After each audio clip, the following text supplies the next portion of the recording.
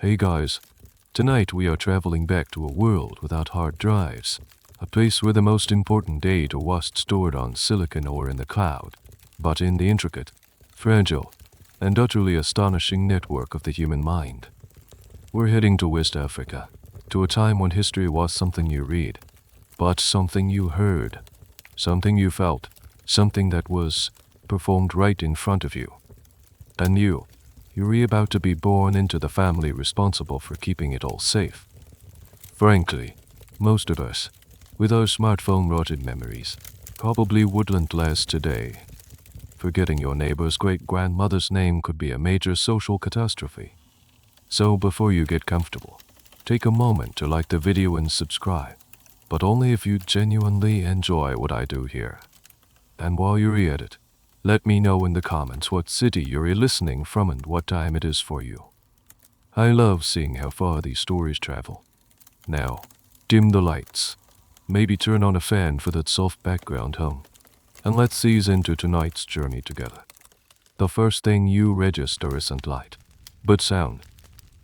A low, rhythmic heartbeat that isn't your mother's. It's the steady, patient thrum of a drum somewhere outside the cool, dark walls of your family's compound. It's a sound that seems to be part of the air itself, as fundamental as the scent of wood smoke and sun-baked earth. As you grow from a babe in arms to a toddler taking your first wobbly steps on the packed dirt floor, you realize this world is woven from sound. There are no screens flashing with cartoons, no alphabet blocks to stack. Instead, there are voices. Your mother's voice, humming melodies that are ancient and soothing. Your father's voice, deep and resonant, not just speaking words but launching them into the air like carefully aimed arrows. Your world is entirely, beautifully, and sometimes terrifyingly, offline. There is no way to verify a fact instantly. There is no search engine but memory. One afternoon, you see two men arguing heatedly in the shade of a massive baobab tree. The dispute is over a small patch of land near the river. There are no paper deeds, no property lines drawn on a map. The argument only ceases when an old woman, her face a beautiful map of wrinkles, is brought before them. She closes her eyes, not to think, but to access, to retrieve the data. She begins to speak, her voice thin but clear, reciting who was granted that land 3 generations ago, by whom, and for what reason. Her word is final. Her memory is the law. This is your first lesson. History here is not a dusty subject, but a living, breathing tool that shapes the present. You learn that information is precious. It doesn't arrive as a notification on a glowing rectangle. It arrives on foot.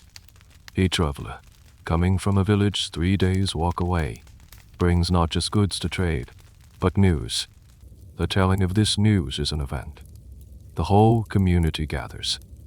The traveler doesn't just list facts. They perform the story, mimicking voices, describing sights, conveying the emotions of the events they witnessed. The information is transferred from their memory to the collective memory of your village. It's a moment of connection, of shared reality, a stark contrast to the isolated way you might be used to receiving your news. This is a pretty incredible piece of social technology. Really, information transfer is a communal performance. As you get a little older, you start to notice something peculiar. While the great stories of your people, the genealogies of the important families, and the laws of the land are all spoken and sung, they are never, ever written down. It's not that writing doesn't exist. You see visiting merchants from the north, men who follow the teachings of Islam, carrying small, leather-bound books filled with elegant, swirling script. They read from them, their lips moving silently. It's a fascinating, but ultimately foreign, concept. For your people, the most important truths are considered too powerful, too alive, to be trapped on a page. To write them down would be to kill them, to pin a butterfly to a board. Historians still debate the complex relationship between the oral and literate cultures that coexisted in places like the great Malian Songhai empires. Was the spoken word seen as more authentic, the written word as a useful but soulless tool for accounting? Or did they serve parallel functions, one for the sacred history of a people, the other for the practicalities of trade and theology? You don't have the answer. You just know that the truth you live by is the one that is spoken. One evening, your father takes you aside. He doesn't tell you a story. He asks you a question. Who was your mother's mother's mother? You know the answer. It's a name you've heard in lullabies and casual mentions your whole life. You say her name. He nods, a rare smile touching his lips. Then he asks for her sister's name, and her sister's husband's name, and the story of how they met. He keeps going, deeper and deeper into the branching tree of your own ancestry. It's not a quiz. It's an activation. You feel a strange sense of purpose settle over you, a weight that is both heavy and comforting. You are not just a child in a village.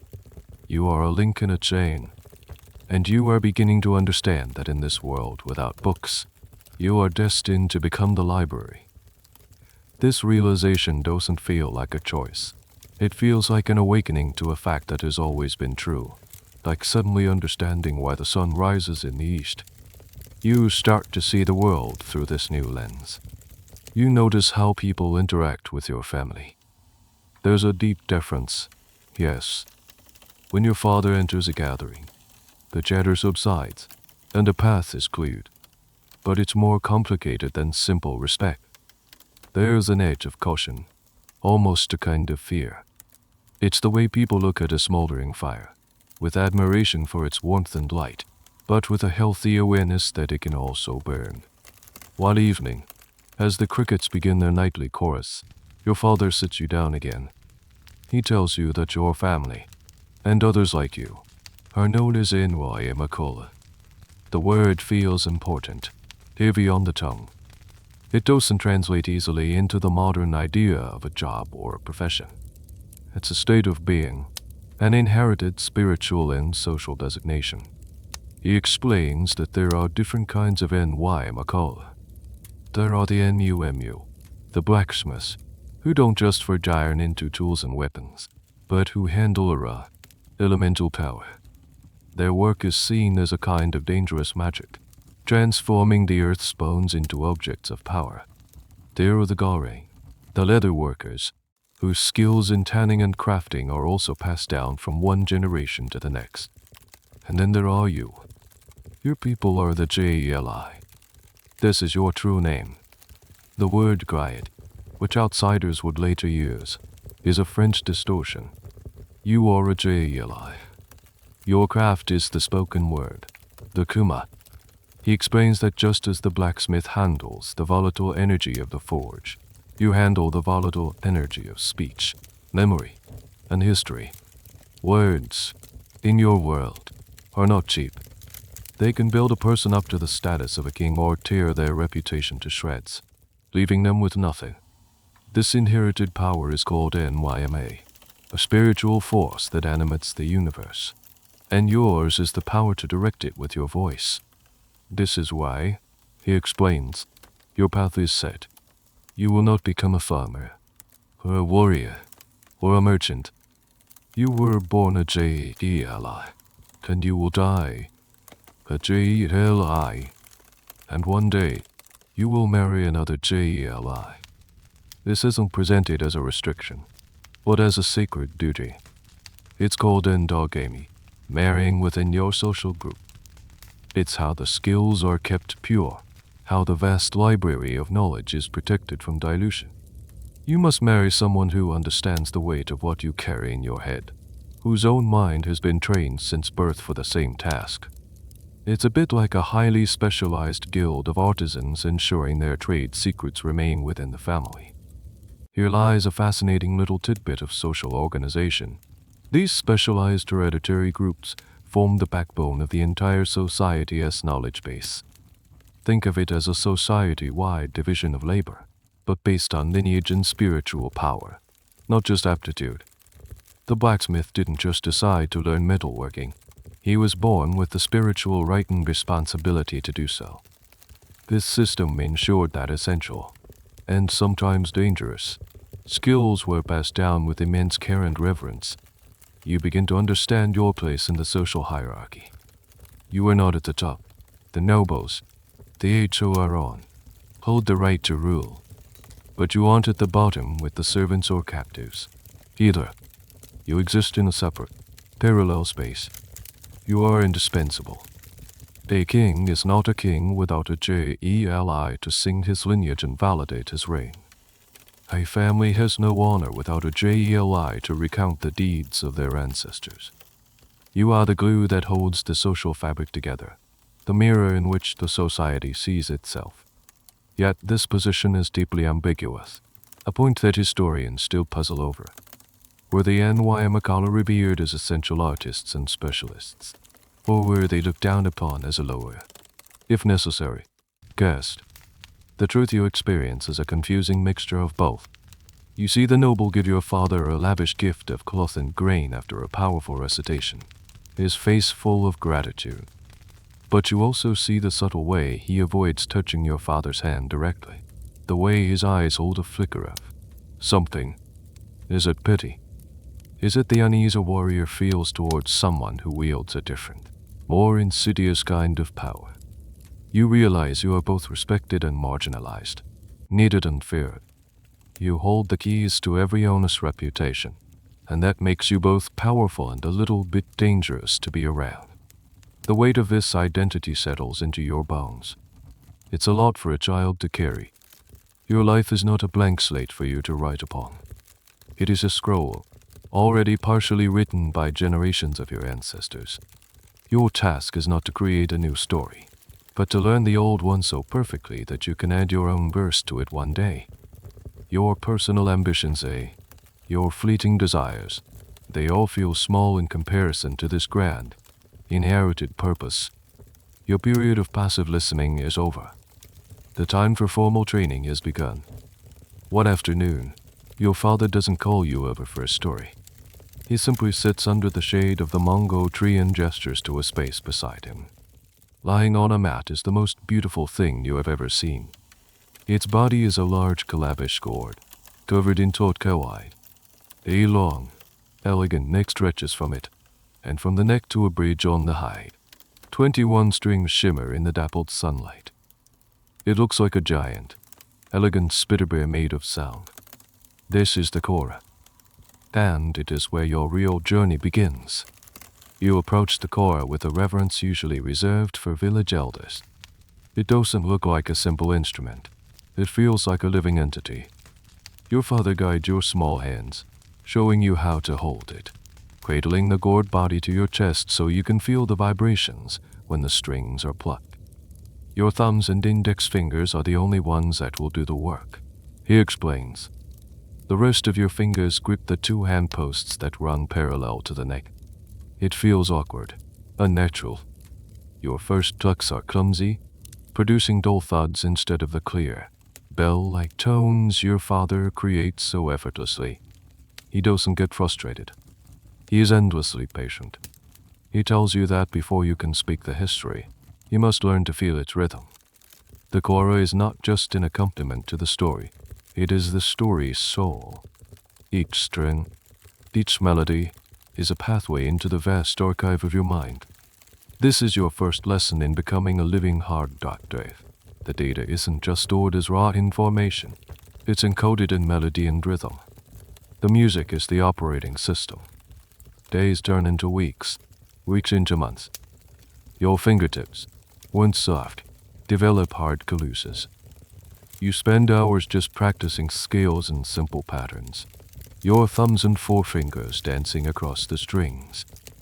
Your father teaches you basic melodic phrases called ku-mbengo. These are the rhythmic backbones of any performance, a sturdy, looping foundation over which a more elaborate story can be told. It's like learning the basic code that everything else will be built upon. Then he introduces you to Biri-Mentengo, the virtuosics, improvisational flourishes. These are the dazzling solos, The moments when the Jeli can show off their skill. A shower of notes that cascade like a waterfall. It's the difference between a steady heartbeat and a heart soaring with emotion. During these lessons, your father tells you the origin story of the kora itself, a piece of information that is as much a part of your training as the music. He tells you of the great Jali Madiwuling, who, according to legend, first received the kora from the spirits of the river. This isn't just a quaint myth. It's a crucial piece of your professional identity. It establishes that your instrument, and by extension your craft, is not a mere human invention. It is a gift from the supernatural world, imbued with sacred power. By learning it, you are partaking in that sacred legacy. You start to understand that being a Jeli is a multidisciplinary art. You must be a musician, a poet, a historian, a genealogist, a public relations expert, and a walking, talking encyclopedia. This is why you are called a human hard drive. But it's an imperfect metaphor. A hard drive is passive. It stores data and gives it back when asked. You, however, are an interpreter. You are a performer. You don't just recite facts. You bring them to life. You must know which story to tell, how to tell it, and to whom. You must read the mood of the room, gauge the ego of your patron, and weave your words and music together to achieve a specific effect, be it inspiration, reconciliation, or even a subtle warning. Here's a little piece of trivia that underscores this complexity. The tuning of the kora itself isn't standardized in the way a modern piano is. Different regions, and even different Jeli families, have their own traditional tunings. A Jeli from what is now Gambia might tune their instrument differently from one in Mali, and this tuning immediately signals their lineage and the specific historical traditions they carry. It's like a sonic fingerprint, instantly recognizable to those in the know. As your musical skills grow, so does your understanding of your function. One day, a neighboring family comes to your compound to ask for your father's help. Their eldest son wishes to marry the daughter of another family, but there is a dispute. The girl's family claims the boy's lineage is not noble enough. It's a serious accusation, one that could bring shame on Drew and a young man's future. You watch as your father sits with the heads of both families. He doesn't take sides. He simply closes his eyes, strums his soft, meditative Bengo on his kora, and begins to speak. He doesn't argue or debate. He recites. He traces the boy's lineage back 7 generations. He speaks of a great-great-grandfather who fought bravely alongside a legendary warrior. He mentions a great-aunt whose marriage unified 2 powerful clans.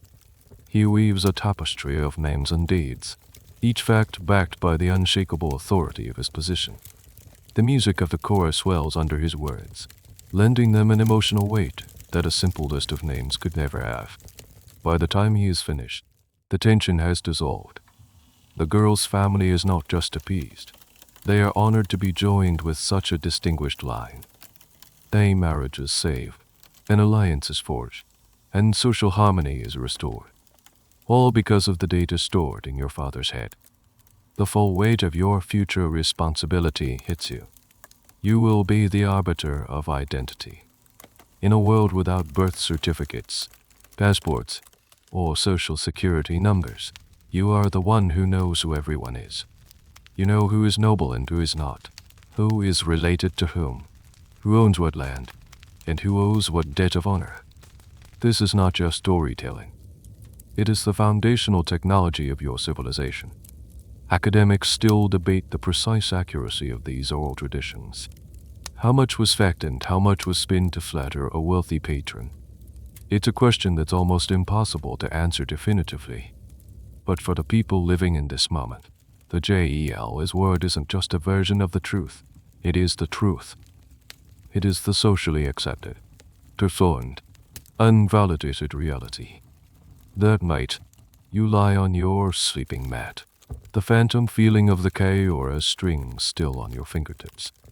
You can hear your father in the next room, softly humming a tune. It's not a lullaby. He is just running his backups, making sure the files are not corrupted. And you know that soon, that responsibility will be yours.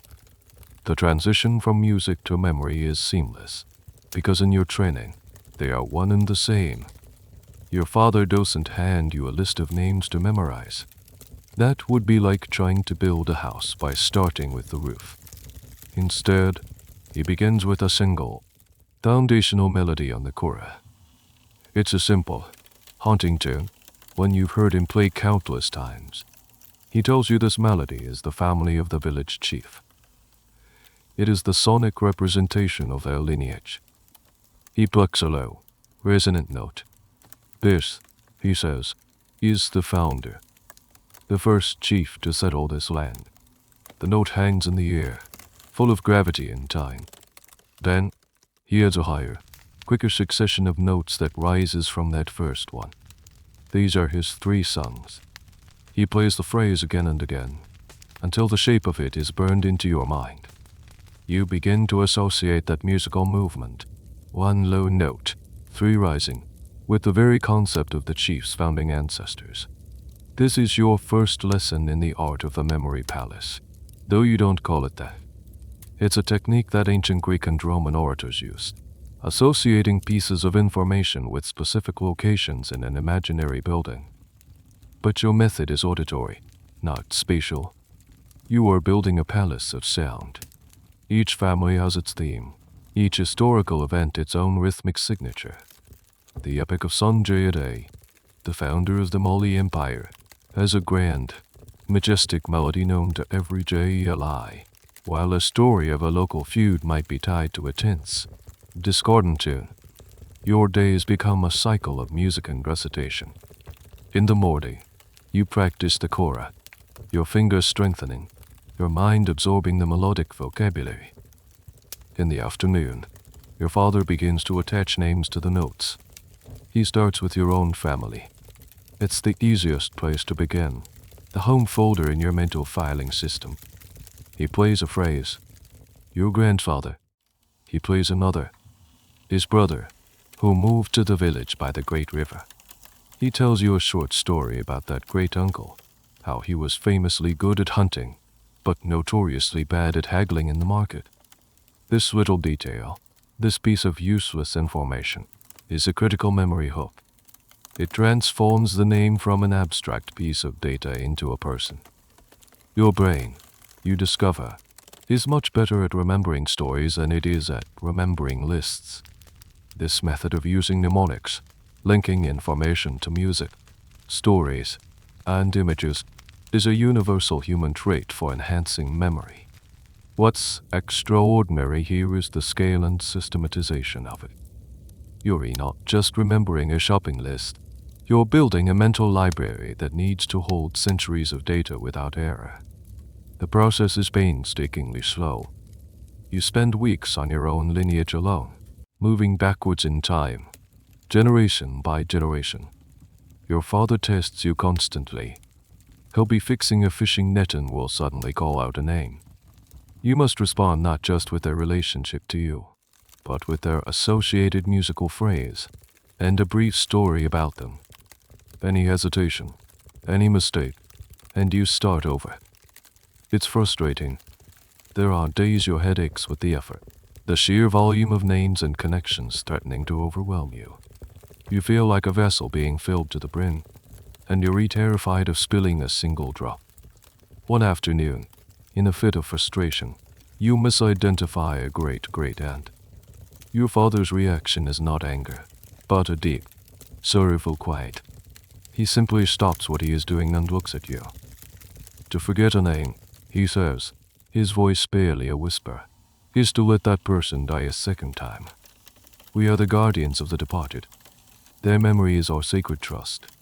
To fail in that is to fail them, and to fail our purpose. The weight of his words silences your frustration.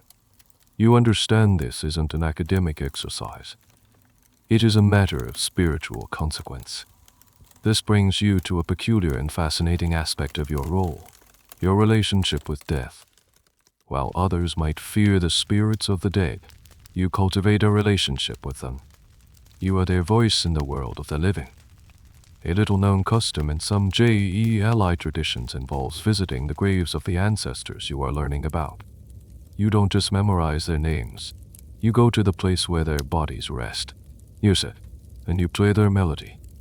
It's a way of asking for their blessing, of connecting your living memory to their silent one. It reinforces the idea that history is not a collection of dead facts, but a living community that spans both sides of the grave. The sheer amount of data you are expected to hold is staggering. It's not just names. It's genealogies, migration histories, records of major battles, alliances, feuds, property rights, legal precedents, and important social customs. Historians continue to be amazed by the verified accuracy of some of these oral traditions, which have been cross-referenced with archaeological evidence and written accounts from Arab travelers. The question that scholars still debate is how much editing occurred over the generations.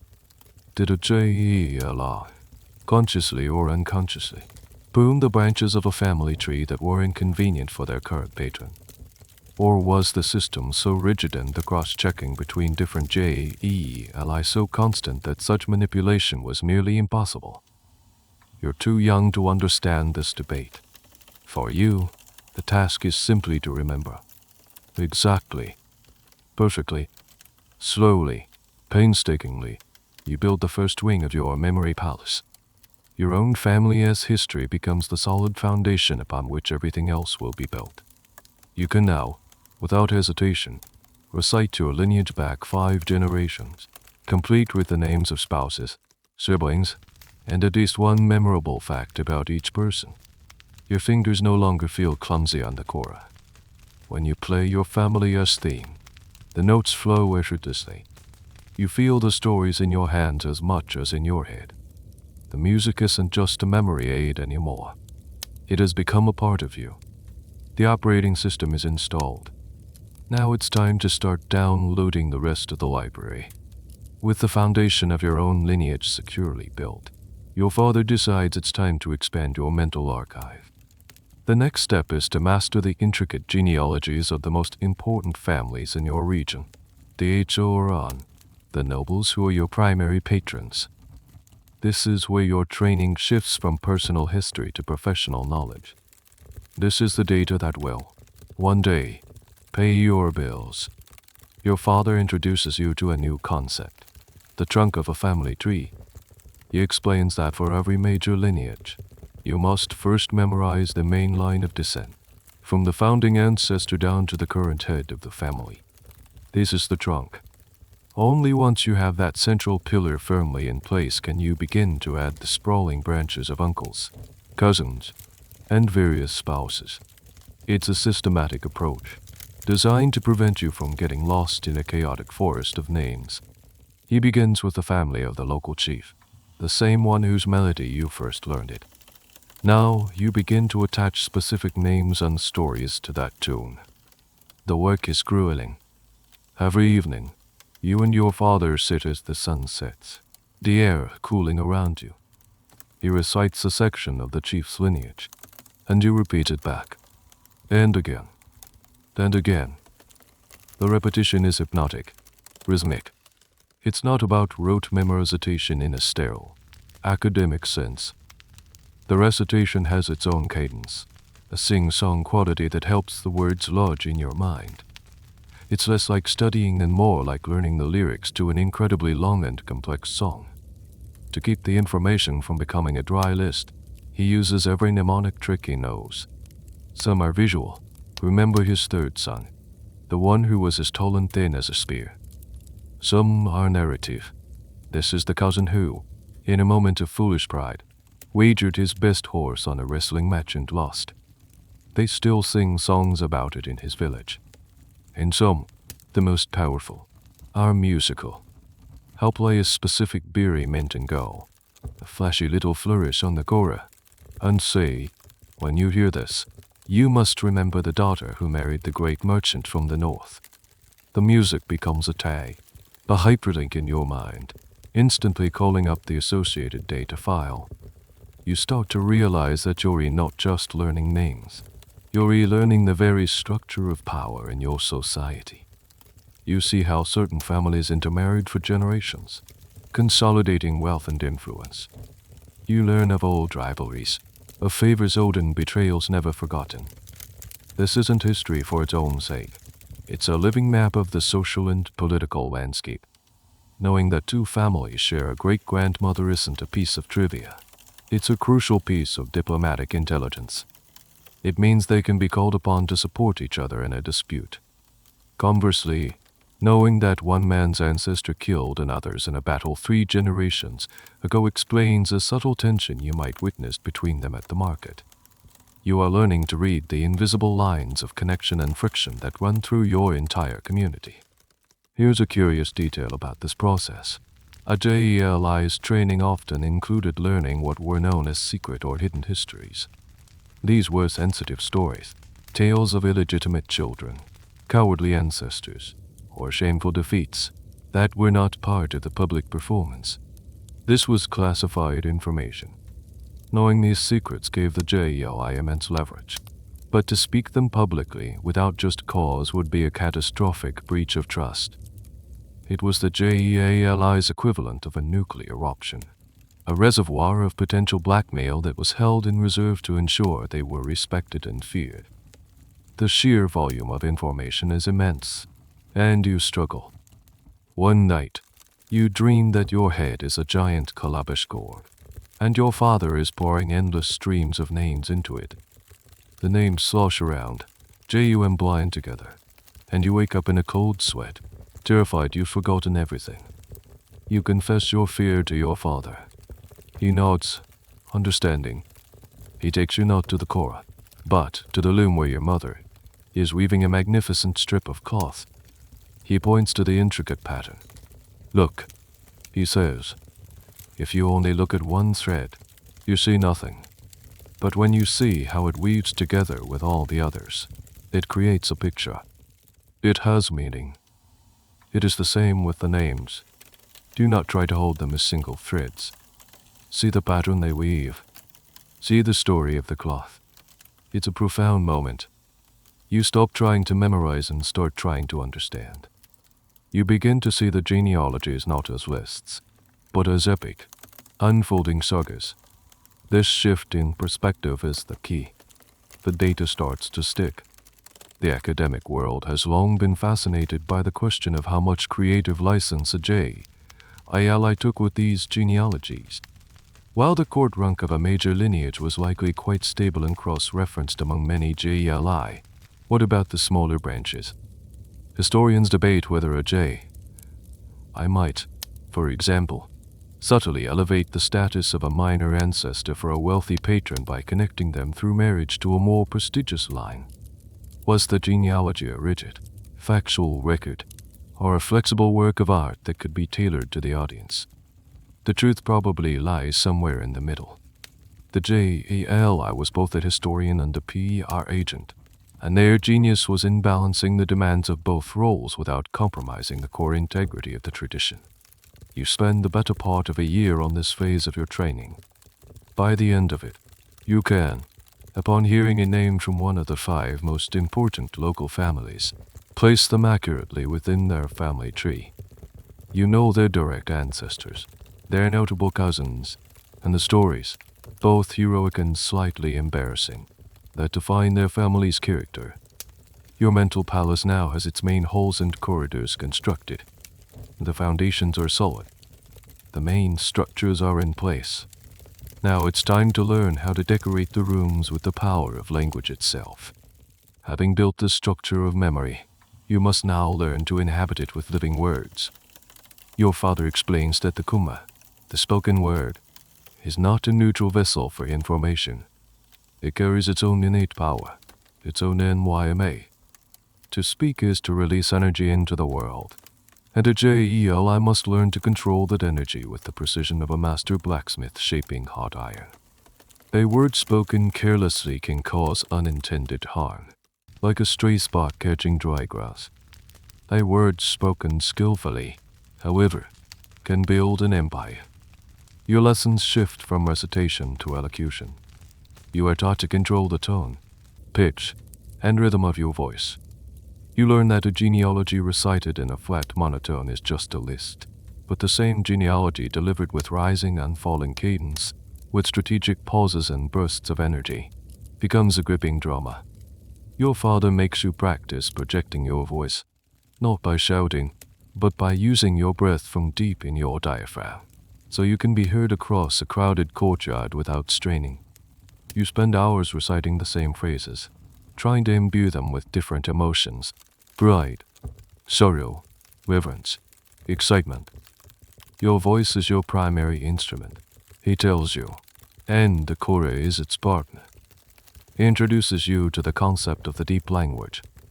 This is the specialized vocabulary of the Jeli, full of proverbs, archaic terms, and poetic metaphors that are not used in everyday conversation. Learning this language is like being given a key to a secret room. When you use these words, it signals your authority and your deep connection to the tradition. For example, instead of saying the king was brave, you might say his heart was a lion that knew no fear. Instead of he had many sons, you might say his branch gave forth much fruit. This poetic language elevates the narrative, transforming it from a simple report into a work of art. This is where you learn about the spiritual weight of words. Your father tells you that certain words, especially the names of powerful ancestors or spirits, should not be spoken lightly. To utter them is to invoke their presence. He teaches you to use praise names, or gemu, when referring to important people or families. These are not just nicknames. They are acknowledgments of a family's defining characteristic or historical achievement. For example, the Keda clan, the royal lineage of the Mali Empire, are often addressed with praises that reference their connection to the lion and the buffalo, symbols of their ancestral power. Using the correct praise name is a sign of respect and deep knowledge. It shows you don't just know who people are, you know the essence of their story. Herein lies a truly fascinating and somewhat quirky belief. The power of a Jeli is curse. It was widely that a Jeli, if deeply wronged or offended, could utter a curse that would bring ruin upon a person or family. This was just a matter of social shame. It was a real, spiritual threat. The idea was that a Jeli, as a master of NYMA, could direct its spiritual energy in a destructive way. This belief, whether you see it as superstition or a powerful social control mechanism, gave the Jeli a significant degree of protection. A patron might be tempted to underpay their Jeli, but the fear of a curse was often a powerful motivator to be generous. You begin to practice weaving all the elements together: the K-Horus melody, the historical facts, and the elevated, poetic language. Your father gives you your first real creative assignment. He points to an gnarled, ancient-looking tree at the edge of the compound. "Tell me its story," he says. You are stunned. "It's just a tree. It has no story," you protest. Your father shakes his head. "Nothing is just a thing, my child. Everything has a history. If you do not know it, you must create it with words. Give it a lineage. Give it a voice." Hesitantly, you begin. You pluck a slow, deep melody on your kora, something that sounds old and rooted. You start to speak, using the formal language you've been learning. You declare that the tree was not planted by human hands, but sprouted from a seed dropped by a great eagle, a messenger from the sky spirits. You give it a name. You say its wood is so dense that no axe can harm it. You invent a story about how the village founder sat in its shade to make his most important decisions. As you speak, a strange thing happens. The tree no longer looks like just a tree. Your words have draped it in significance. You have imbued it with a story, and in doing so, you have changed how it is perceived. You have literally altered its reality through the power of speech. This is the magic of a Jeli. The line between history and poetry, fact and myth, is a subject of endless discussion among scholars of West African oral traditions. is an epic like Sanjay a literal, word-for-word historical account? Or is it a foundational myth that uses a historical framework to convey cultural values and legitimize a political order? The Jeli tradition doesn't see a conflict between these two ideas. History is not meant to be a dry, objective chronicle. It is meant to inspire, to teach, and to bind the community together. Therefore, it must be poetic, mythic, and larger than life. The Jeli's job isn't to be a modern, fact-checking historian. Their job is to make history meaningful. As your command of the language grows, you feel a new sense of confidence. The fear you once felt of the overwhelming amount of data has been replaced by a feeling of power. You don't just hold information in your head. You hold the ability to shape reality with it. You can make a man a hero or a fool. You can make a simple tree a sacred shrine. You can make the past come alive in the present. You are beginning to understand the immense responsibility that comes with this power. And you are about to learn how this power is monetized. How this sacred trust is also a way of making a living. Now that you have the skills, the memory, the music, and a powerful language, it's time to learn the business model. Jeli cannot live on respect alone. Your father explains that your primary source of income will come from the art of the praise song.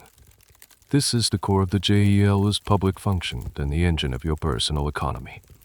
The concept is simple, yet profound. In a society where social status is paramount, a person's reputation is their most valuable asset. And who controls reputation? The Jeli. A praise song is a public performance in which you, the Jeli, sing the virtues of a patron. You don't just say they are generous. You recount specific instances of their generosity.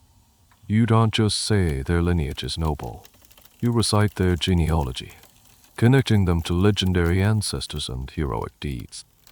You are, in essence, a walking, talking advertisement for your client's honor. Your father decides it's time for a practical demonstration. He takes you to the bustling village market. The air is thick with the smell of spices, livestock, and 100 different conversations. He leads you to the stall of a wealthy textile merchant, a man known for his fine indigo-dyed cloth, but also for his considerable vanity. Your father doesn't ask for permission. He simply finds a prominent spot, cradles his kora, and begins to play. The music cuts through the market's din. Heads turn. A small crowd gathers. Your father launches into a praise song for the merchant. He begins by calling out the merchant's jamu, his praise name, his voice ringing with authority. He then weaves a stunning tapestry of words. He praises the merchant's skiing knife for quality, comparing the blue of his cloth to the deep sky after a cleansing rain. He then shifts, almost seamlessly, into the merchant's lineage. He recalls a grandfather who was a renowned diplomat, skillfully reminding everyone that this man comes from a line of clever and respected people. He even throws in a compliment about the merchant's handsome son, a subtle nod to the family's bright future. The merchant, who at first looked surprised, now stands taller. A broad smile spreads across his face. He puffs out his chest, basking in the public affirmation of his importance. Other shoppers look at him with new respect. This isn't just flattery. It's a public validation of his status, performed by the official keeper of such knowledge. When your father finishes, the music fading into a final, satisfying chord, the merchant is beaming. He reaches into a pouch and presents your father with a generous handful of kora shells, the currency of the day. He then adds a large bundle of his finest cloth as a bonus. And a wakon, your father explains the transaction. We did not beg, he says firmly. We provided a service. His reputation is more valuable to him than a few shells. We reminded people of his worth, and he compensated us for our skill and our knowledge. This is the fundamental exchange. The patron provides the material gifts, money, food, clothing, even livestock or lodging. The JEA I provides the immaterial but priceless gift of honor. This system of patronage is what allowed the Jeli to exist. They were, in many ways, the original freelancers. They weren't salaried employees but independent contractors who moved between different patrons, offering their unique services. Here's a little detail about that. The gifts the Jeli received were called Jeli, or the Jeli's share. It was understood that at any important event, a wedding, a naming ceremony, a funeral, the Jeli present was entitled to a Jeli. To deny them this was a grave insult, not just to the Jeli, but to the tradition they represented. You begin your own small-scale practice. Your father encourages you to compose short praise songs for members of your own extended family. You sing about your aunt's legendary cooking, praising her ability to make a simple yam taste like a feast for kings. You celebrate a young cousin's skill in wrestling, calling him the young lion who plants his feet like the roots of the baobab. It's practice, but it's also real. You see how your words make your relatives light up, how your songs strengthen the bonds of your own family. You learn that there is a delicate art to this. You can't just make things up.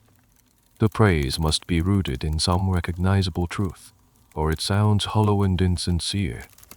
The best praise songs are not just flattery. They are acts of perception.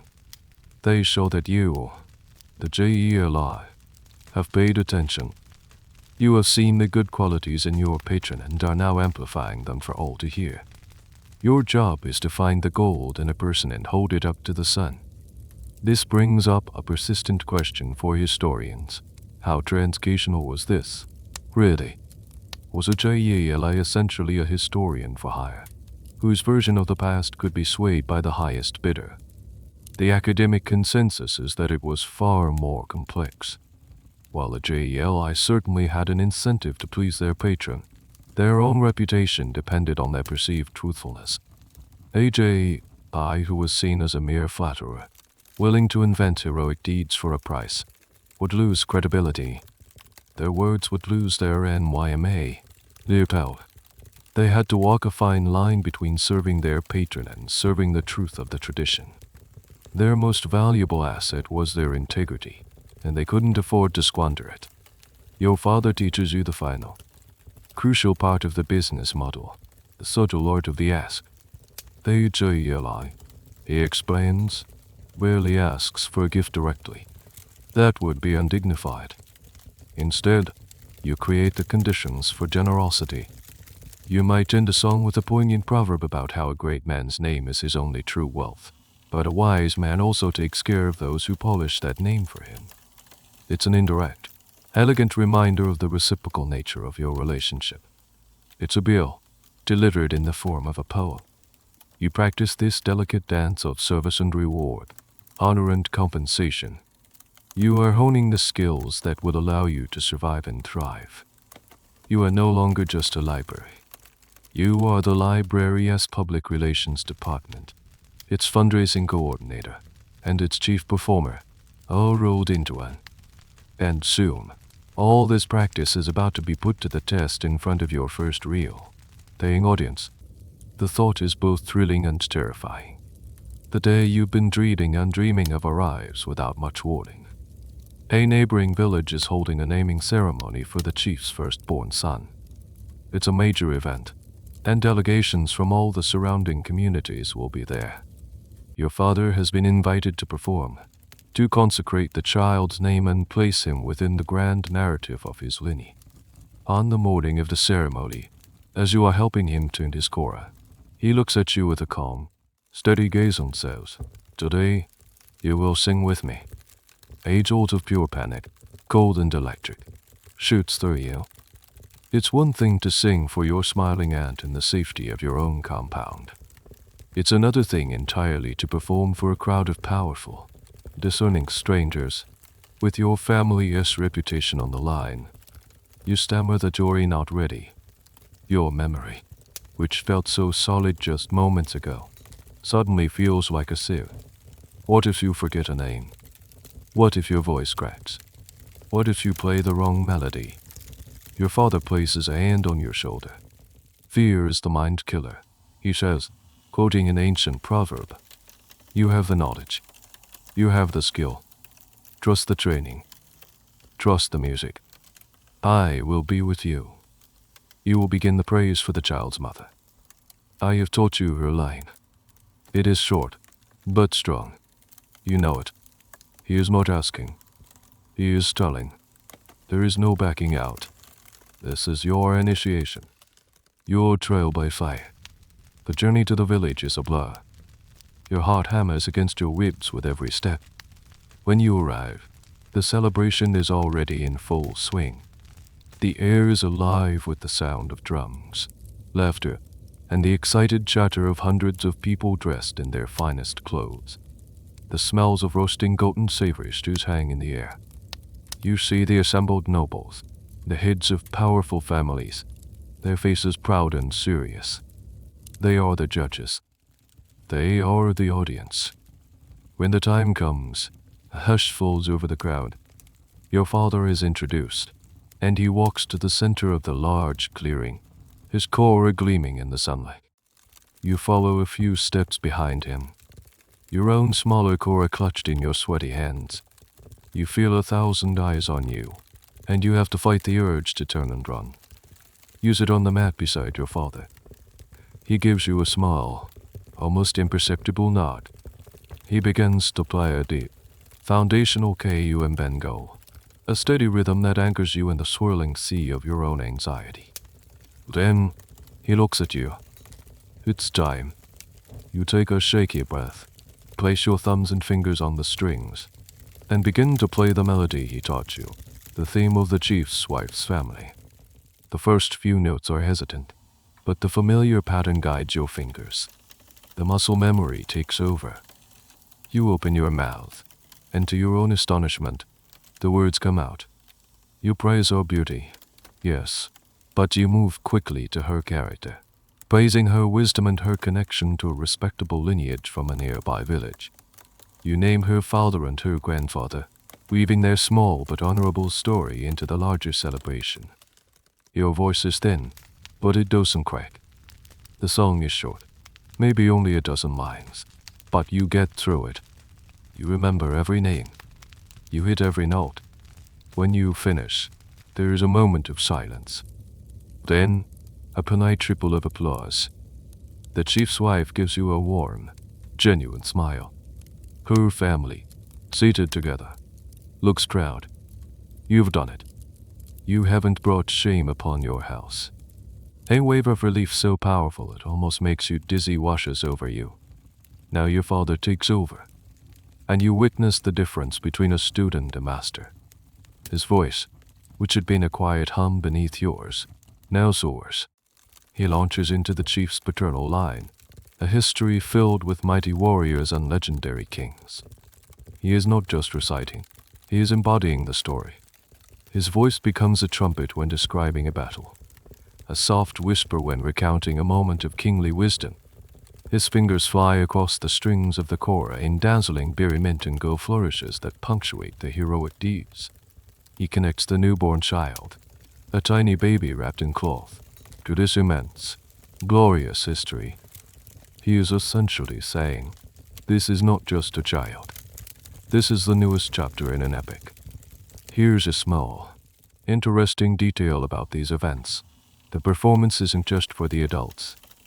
The baby, whose naming is the whole point of the ceremony, is held up during the recitation of its lineage. The belief is that the words, the music, the very vibrations of the history are being absorbed by the child. The Jeli is performing the first act of uploading the ancestral data into this new human vessel. The education of a child begins not with their first words, but with the first time they hear their own story. The performance lasts for the better part of an hour. The crowd is mesmerized. When your father finishes, the roar of approval is deafening. The chief himself, his face shining with pride, comes forward and bestows lavish gifts upon your father, and a small, separate gift of silver bracelets upon you. It is your first ever Geolite, your first professional learning. It feels heavier and more valuable than any gold. The academic debate about the Jeli's role often centers on whether they were primarily historians or artists. This performance makes you realize that's a false distinction. The Jeli is a performing historian. The accuracy of the data is essential, but it is the power of the performance that gives the data its meaning and impact. Without the artistry, the history is inert. Without the history, the artistry is hollow. The two are inextricably linked. Under Warkun, you are quiet, clutching your new bracelets. You feel changed.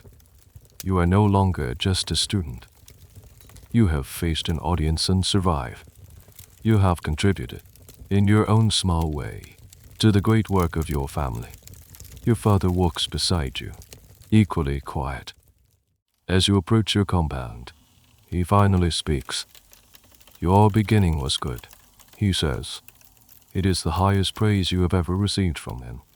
You know your journey is far from over. You have recited a minor branch. You have yet to master the great trunks of the imperial epics. But you have taken the first and most terrifying step. You have proven that you can carry the weight. Your successful debut marks a turning point in your training.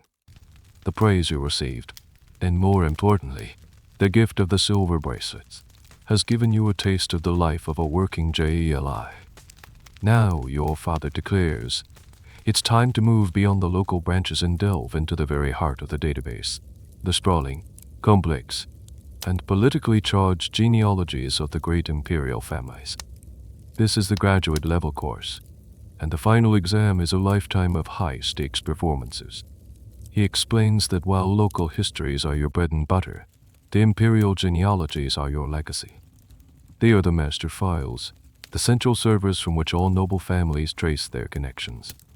To master these is to hold the history of the entire man world in your head.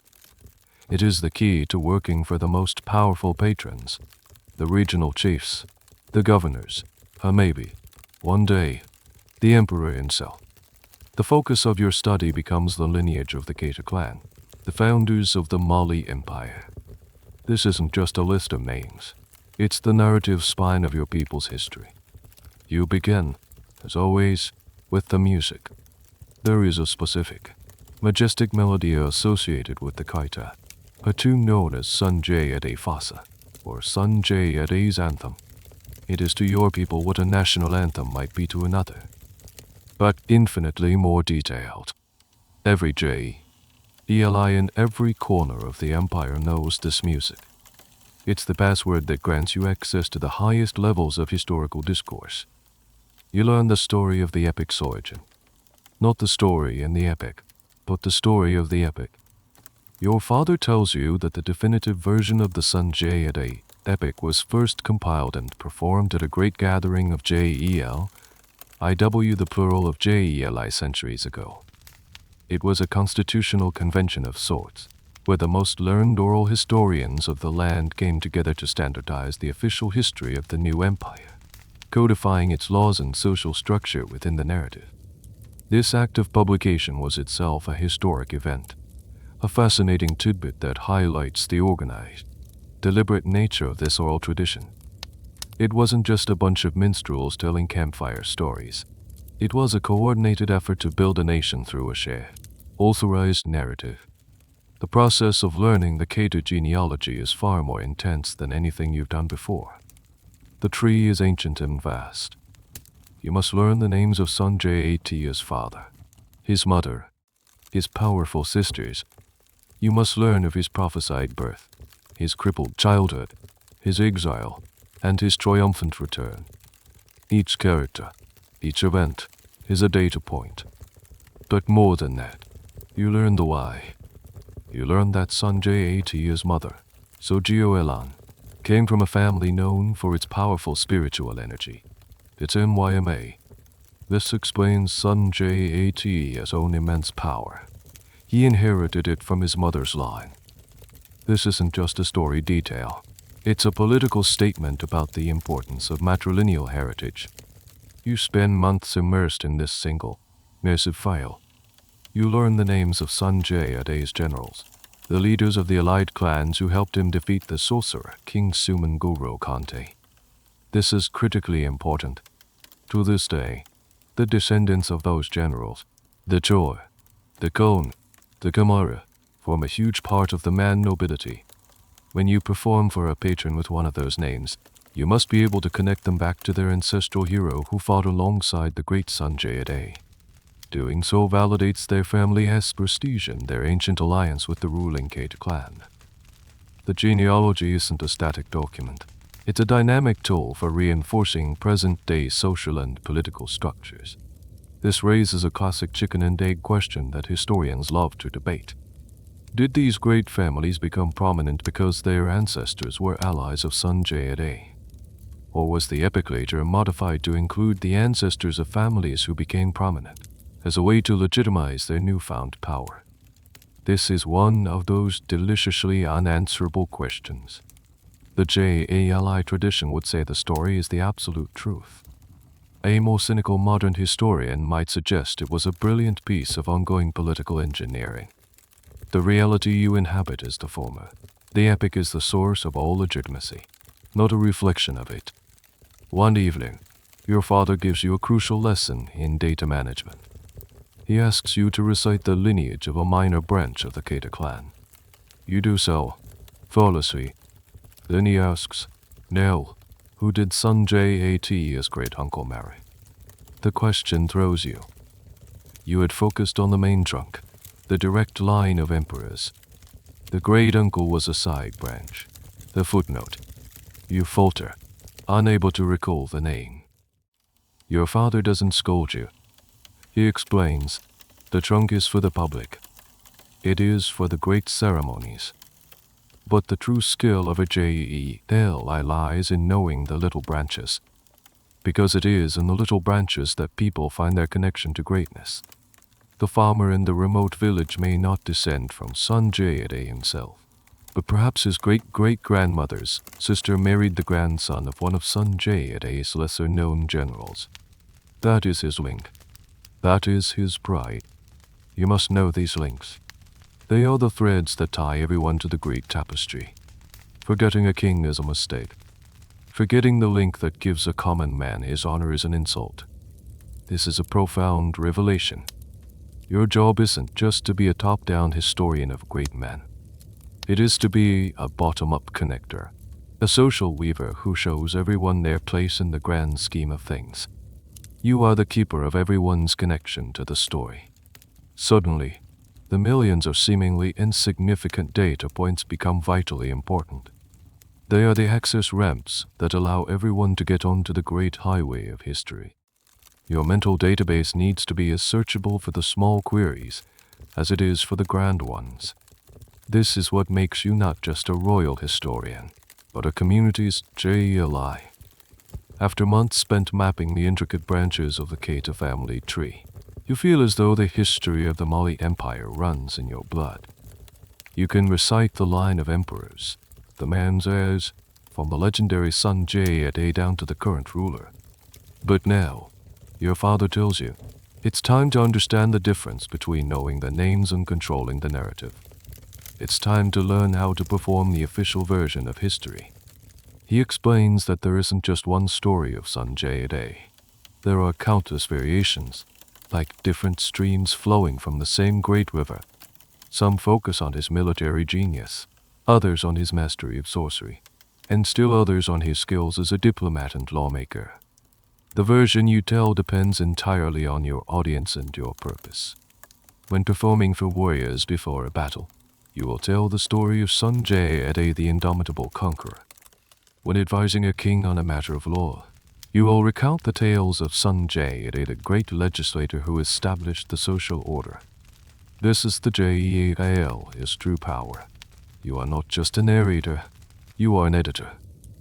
You select the parts of the story that are most relevant and powerful for the present moment. Your performance becomes the official history for that time and place. This is a huge responsibility. The version you tell will be the one that is remembered, the one that shapes people's understanding of their own past and their duties in the present. To illustrate this, your father sets up a mock performance. He tells you to imagine you are at the court of a powerful regional governor who is known for his piety and his funding of mosques and religious schools. Now he says, tell me the story of son Jat as rise to power. But tell it for his ears. You begin, launching into the familiar epic. You described son Jat as alliance with the various clans, his cunning strategies, his personal bravery. Your father stops you. It is good, he says. The facts are correct. But you are speaking to a man of God. Where is the hand of Allah in your story? He then shows you how it's done. He retells the same events, but with a subtle and powerful shift in emphasis. In his version, son Jat's prophesied birth is not just a prediction by a soothsayer. It is a divine plan.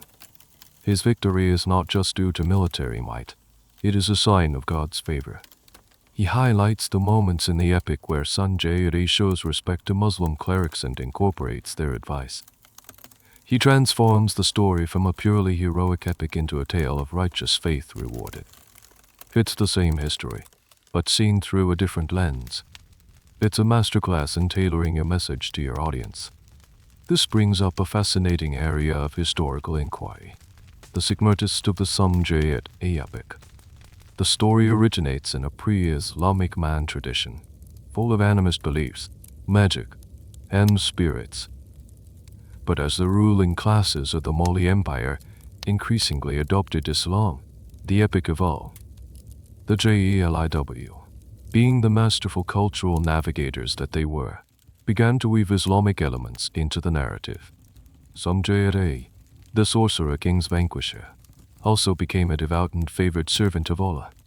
This was seen as a contradiction. It was an integration, a way of making the foundational story relevant to a changing society. This is a brilliant piece of cultural adaptation, and you are its living instrument. One of the more quirky and little-known parts of your training involves learning the genealogies of famous horses. That's right, horses. In a culture where cavalry was a key part of military strength and a symbol of nobility, a great warrior's horse was almost as famous as the warrior himself. Legendary steeds had names and histories. Knowing that a patron's ancestor rode a stallion descended from son Jat's own mythical horse was a powerful and impressive detail to include in a praise song. It added another layer of prestige, connecting your patron not just to a human lineage, but to an equine one as well. It's a perfect example of how no detail is too small to be stored in your vast mental archive if it can serve the narrative. You practice this narrative shaping.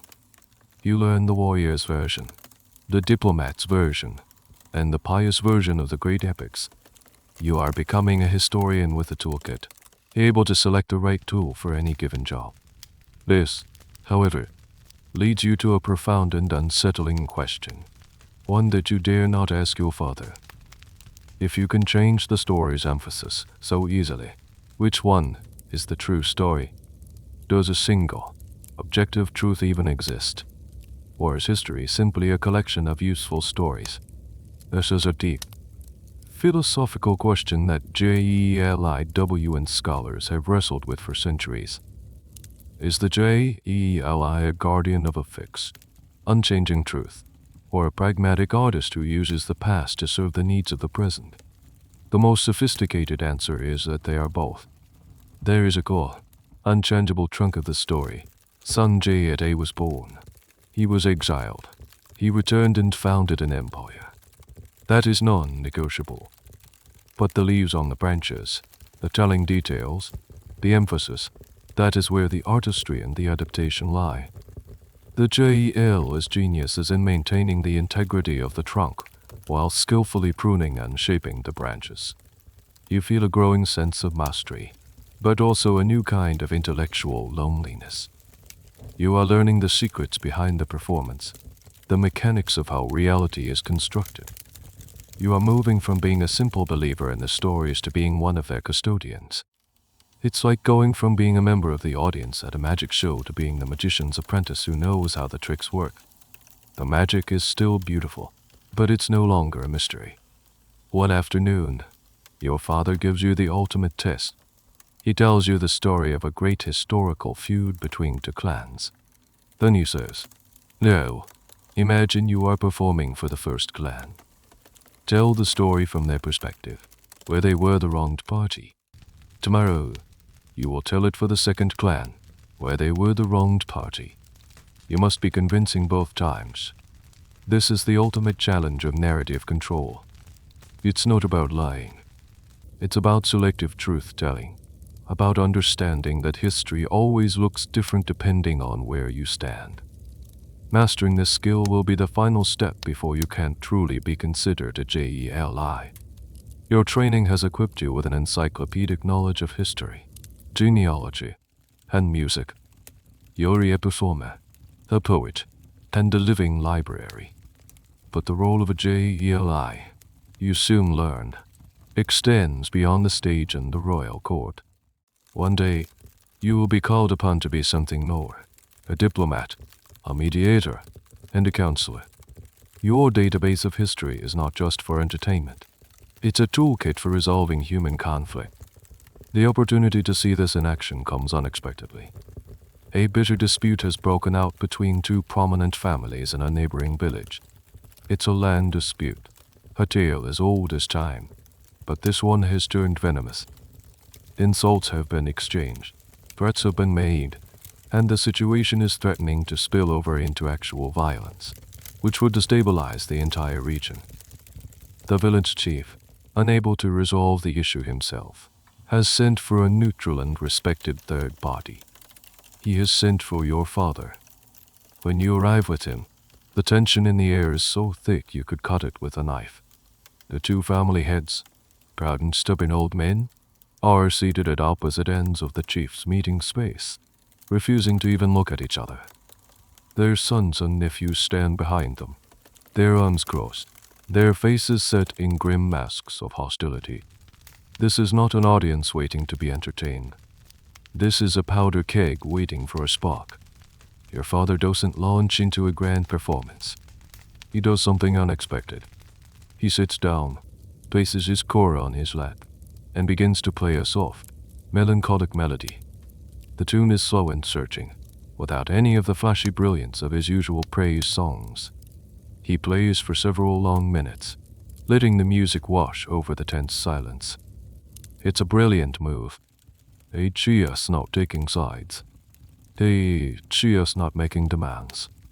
A Griot changing the emotional weather in the room, lowering the temperature from boiling rage to somber reflection. Then, he begins to speak, his voice calm and measured.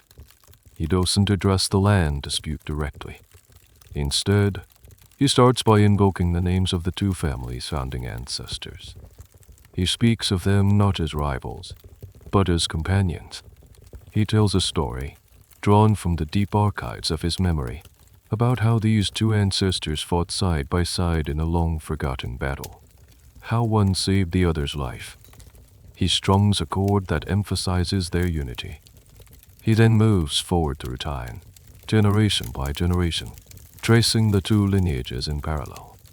He highlights moments where their histories intersected in positive ways. He recounts a marriage between a son of one family and a daughter of the other, an alliance that brought peace and prosperity to the whole area centuries ago. He names the children of that union, children who carried the blood of both families in their veins. He is reminding them that their history is not one of perpetual rivalry, but of shared blood and mutual respect. He is rebuilding their common ground, brick by historical brick. Here is a fascinating, little-known function of the Jeli.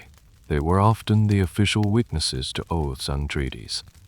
When two parties made a solemn agreement, a Jeli would be present to memorize the exact terms of the pact. The living memory of the event became the binding contract. If, generations later, a dispute arose over that agreement, it was the descendant of that Jeli who would be called upon to recite the original terms from memory.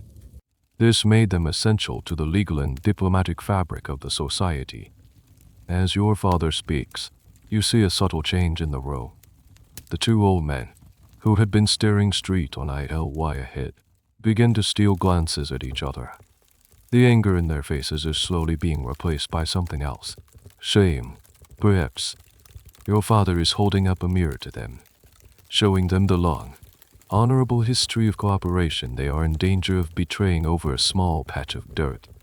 He is not telling them what to do. He is reminding them of who they are, and who their ancestors were. The question of a Jeli's neutrality in these situations is a complex one, debated by scholars. Was a Jeli always an impartial mediator? Or could they be hired by one party to subtly argue their case, using history as a form of legal precedent?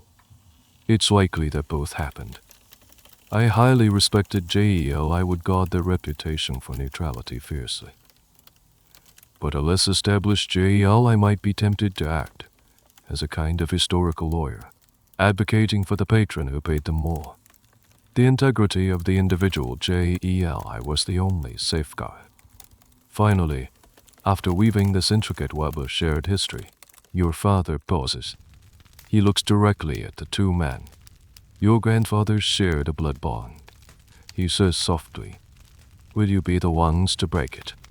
Will you shame their names for the price of a few goats a year?" He lets the question hang in the air. The silence is profound.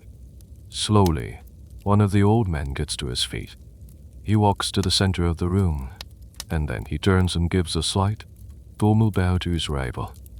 The other man, his face a mask of conflicting emotions, rises and returns the bow. The tension has broken. The chief steps in, and now they are ready to talk, not about their anger, but about a practical solution.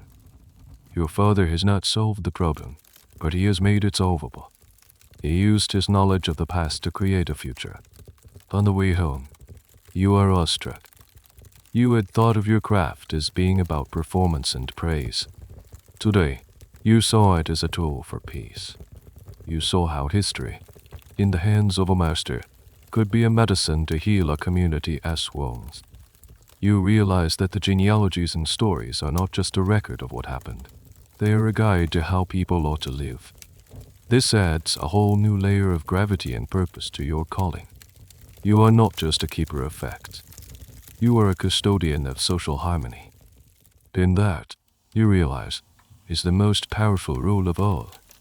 As you grow more confident in your abilities, your father entrusts you with a lesson that is perhaps the most subtle and complex of all, the art of silence. You have spent years learning what to say, how to say it, and when. Now you must learn the immense power of what you choose not to say. The unplayed note, the unspoken name, the untold story. These are among the most potent tools in a Jeli's arsenal. Your first lesson in this art comes during a family gathering. An uncle, a man known for his boastful nature, begins to tell a grand story of his own youthful exploits. The story gets more and more exaggerated, filled with improbable feats of strength and cunning. The younger children are wide-eyed, but you and the other adults know he is, to put it mildly, embellishing the truth. You catch your father's eye. You know the real story, a far less flattering version that involves a startled goat and a clumsy foal. The temptation to correct him, to show off your superior knowledge, is immense. Your father gives you the slightest shake of his head. He remains silent, a small, knowing smile on his face, letting the uncle have his moment of glory. Later, when you are alone, he explains, "Did his story harm anyone?" He asks. You admit it didn't. Did it bring him a little happiness and the children a little entertainment? You agree it did. Then why would you use the truth as a weapon to wound his pride? Sometimes, silence is a gift. It is a form of kindness. A Jeli knows the truth, but a wise Jeli knows when the truth does not need to be spoken. This is a revelation. You had always thought of your duty as a relentless pursuit of accuracy. Now you see that it is tempered by wisdom and compassion. Your knowledge is not a club to beat people with.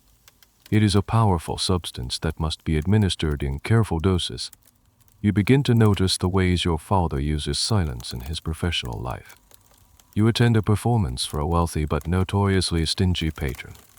Your father sings a beautiful and accurate praise song, lauding the man's noble ancestors and his business acumen. But you notice something missing. He omits the traditional proverbs about generosity. He doesn't tell the famous stories of the patron's grandfather, a man renowned for his lavish gifts to J.I.W. The praise is correct, but it is hollowed out. The silence where the theme of generosity should be is deafening to anyone who knows the tradition. The patron gets his praise, but he is subtly shamed by the unspoken words. It's a masterful, passive-aggressive rebuke that no one can accuse your father of, because he has said a single untrue or insulting thing. This leads to a fascinating and little-known aspect of the Jeli's craft, the history of Shane. Just as you learn the heroic deeds of a lineage, you also learn their great failures, the cowardly ancestor, the disastrous military decision, the dishonorable act. These stories are the negative space of the official history. They are almost never spoken aloud. Their power lies in their potential to be spoken. The mere fact that the Jeli knows these stories is often enough to ensure that patrons treat them with respect and generosity. It's a form of mutually assured destruction, a delicate balance of power maintained by the threat of revelation. You learn to use silence as a punctuation mark in your own storytelling. A pause before revealing a great hero's name builds anticipation. A moment of quiet after recounting a tragic death allows the audience to feel the weight of the loss. You realize that the story isn't just in the words, it's in the rhythm of the telling, and silence is a key part of that rhythm. It gives the audience space to think, to feel, and to absorb the meaning of what they're hearing. The question of what gets said or did out of history over the long term is a subject of intense academic debate. How many inconvenient truths or unflattering lineages were simply allowed to fade away through generations of silent omission? Did the Jeliw, as a class, collectively decide that certain stories were too divisive or shameful to be passed on, effectively redacting the historical record? Some scholars argue that this was a necessary process of social cohesion, a way of smoothing over the rough edges of the past to create a more unified present. Others might see it as a form of censorship, a loss of historical complexity. You, as a practitioner, see it as a practical necessity. You can't tell every story. You have to choose. And every choice to speak is also a choice to be silent about something else. Your final test in the art of silence is a difficult one. A young man from your village, a friend of yours, comes to you in secret. He is in love with a girl from a family that his own family has a long-standing, low-grade feud with. He asks you to go to his father and recite the history of all the positive connections between the two families, to build a case for the marriage. But you know something he doesn't. You know the origin of the feud, a deep and painful betrayal that happened 3 generations ago. To speak of it would be to open old wounds and likely ruin any chance of a union. To ignore it feels dishonest. You go to the boy's father. You sit, you play your kora, and you carefully, artfully, tell the history of all the shared triumphs and distant marital connections between the two families. You build a beautiful narrative of potential unity. You deliberately, carefully, leave the story of the great betrayal unspoken. You do not lie. You simply omit. You create a silence around the ugly part of the past, allowing the family to imagine a different kind of future. Whether it will work, you don't know. But you have used your knowledge not just of what to say, but of what not to say, to give peace a chance. You have learned that a Jeli's silence can be as powerful as their most eloquent song. It can be a true love kindness, a subtle weapon, or a space where new possibilities can grow. It is the negative space that gives the positive image its shape and meaning. Your reputation is growing. Word of your skill, your powerful memory, and your mature delivery has begun to spread beyond your home village. You are no longer just your father's apprentice. You are a Jeli in your own right. And with that recognition comes the reality of the Jeli lifestyle. You are now officially a freelancer, and your life is about to go on the road. Your father explains that at Jeli cannot stay in one place for too long. Your patrons are scattered, and your knowledge is needed across the region. Staying in one village would be like a fisherman trying to make a living from a single small pond. You must travel to where the ceremonies are, where the disputes need settling, and where the wealthy patrons are feeling generous. Your life becomes a constant exercise in managing your gigs. Your first solo journey is a modest one. A family in a village of days walk away celebrating the marriage of their daughter, and they have sent a message requesting your services. The feeling is a mix of exhilaration and anxiety. You pack a small bag with a change of clothes, some dried food, and, most importantly, your kora, carefully wrapped in cloth to protect it. As you walk, you mentally rehearse the genealogies of the families you will be performing for, running through the files in your head. You are your own, portable, self-contained business.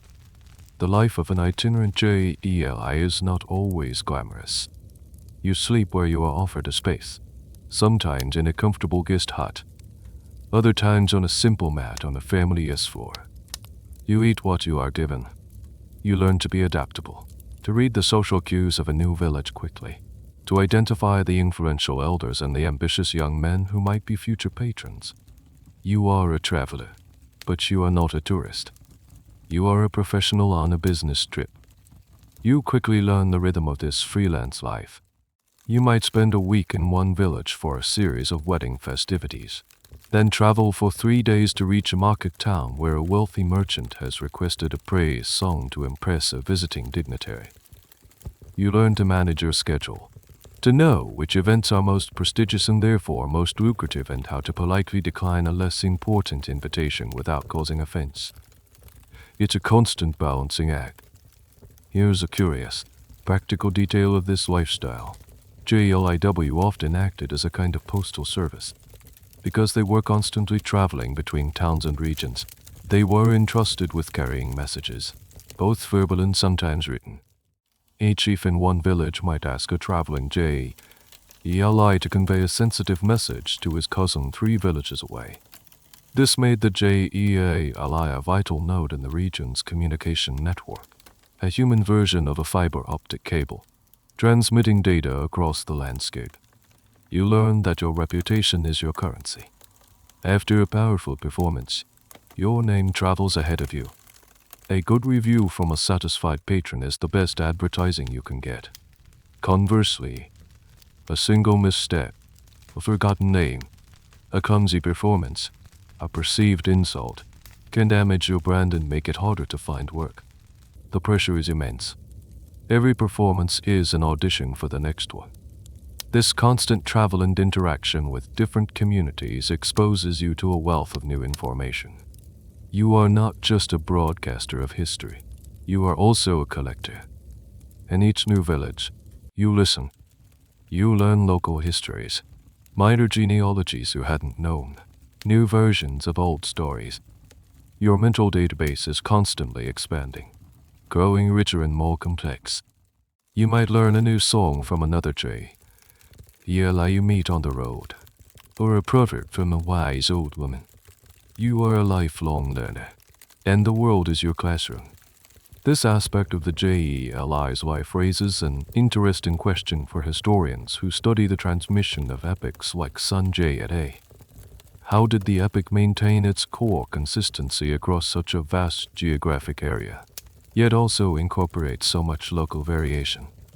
Traveling Jeli are the answer. They were the bees of the historical world, cross-pollinating the tradition. They would carry the standard version of the epic from the great centers of power, ensuring the trunk of the story remained consistent. But they would also pick up local stories and variations, incorporating them into their performances to better connect with the local audience. This created a tradition that was both stable and dynamic, unified and diverse. One evening, exhausted after a long day's performance and travel, you find yourself feeling a pang of loneliness. You are respected, you are fed, but you are always an outsider. You belong to everyone and therefore to no one. You see the deep, settled bonds of the farmers and blacksmiths who have lived in the same village their whole lives, and you feel a sense of your own rootlessness. This is the emotional cost of your profession. You sacrifice the comfort of a single home for the freedom and responsibility of the road. You learn to manage the business side of things. You learn to gauge a patron's wealth and status to have a reasonable expectation of the geolike you should receive. You learn the art of the follow-up, visiting a patron a day after a performance to thank them again, a gentle reminder if their generosity was a bit lacking. You are an artist, but you are also a small business owner, and your survival depends on your acumen in both areas. This freelance lifestyle, so different from the settled agricultural life of most people around you, makes you a unique figure. You are not tied to the land. Your wealth is not in cattle or fields. It's in your head. You carry your entire fortune with you wherever you go. In a world of subsistence farming, you are a knowledge worker, and your skills are about to be requested on the biggest stage you can imagine, the royal court of the Mensa himself. The summons arrives not as a casual message, but with the full weight of imperial authority. A messenger on horseback, bearing the insignia of the Mansa of Mali, finds you in a provincial town. The message is simple and staggering. Your presence is requested at the capital. The Emperor's chief, Jeli, an old and legendary master of the craft, has heard of your rising talent and wishes to see you. This is not an invitation. It is a command. It's like being a promising local musician and getting a call from the world's most famous record label. The opportunity is immense, but the pressure is suffocating. The journey to the capital, Nianai, is the longest you have ever undertaken. For weeks, you travel along the great trade routes, joining caravans of merchants and other travelers. As you get closer, the world changes. The villages become towns. The paths become wide, well-trodden roads. You see more people from distant lands, bearded merchants from North Africa, scholars in fine robes, stern-faced soldiers in the emperor's livery. The scale of the Mali Empire, which had been an abstract concept learned from stories, becomes a vivid reality. You feel like a small stream flowing into a great, roaring river. Arriving in Nianai is an overwhelming sensory experience. It's a city bustling with 100,000 souls. The market is a chaotic symphony of languages, the vibrant explosion of goods from across the continent, salt from the Sahara, gold from the southern forests, fine cloth from beyond the great desert. The air hums with energy, ambition, and power. At the heart of it all is the Emperor's Palace Complex, a sprawling enclosure of magnificent adobe buildings. This is the center of the world, and you are about to step into it. You are brought before the chief Jeli, a man named Belafasker, or rather, the man who holds that title, which has been passed down since the time of son Jati's own Jeli. He is ancient, his face a roadmap of history, his eyes holding a wisdom that feels bottomless. He doesn't ask you to perform. He simply talks to you. He asks you about your lineage, your training, your travels. He quizzes you on obscure points of history, not like a teacher testing a student, but like a master craftsman examining a tool. He wants to know the depth of your knowledge, the quality of your memory. It is the most intimidating conversation of your life. Life at court is a world away from the villages you know. The stakes are astronomically higher. A misplaced word you won't just cause a minor embarrassment. It could be interpreted as an insult to a powerful courtier, or even the Mansa himself. The political maneuvering is constant and complex. You realize that the praise songs you perform here are not just about affirming honor. They are political weapons. Praising one courtier too lavishly might be seen as a slight to his rival. The history you recount is scrutinized for its political implications. You are no longer just a historian. You are a political commentator, and your every word is analyzed. Here's a peculiar detail of courtly life.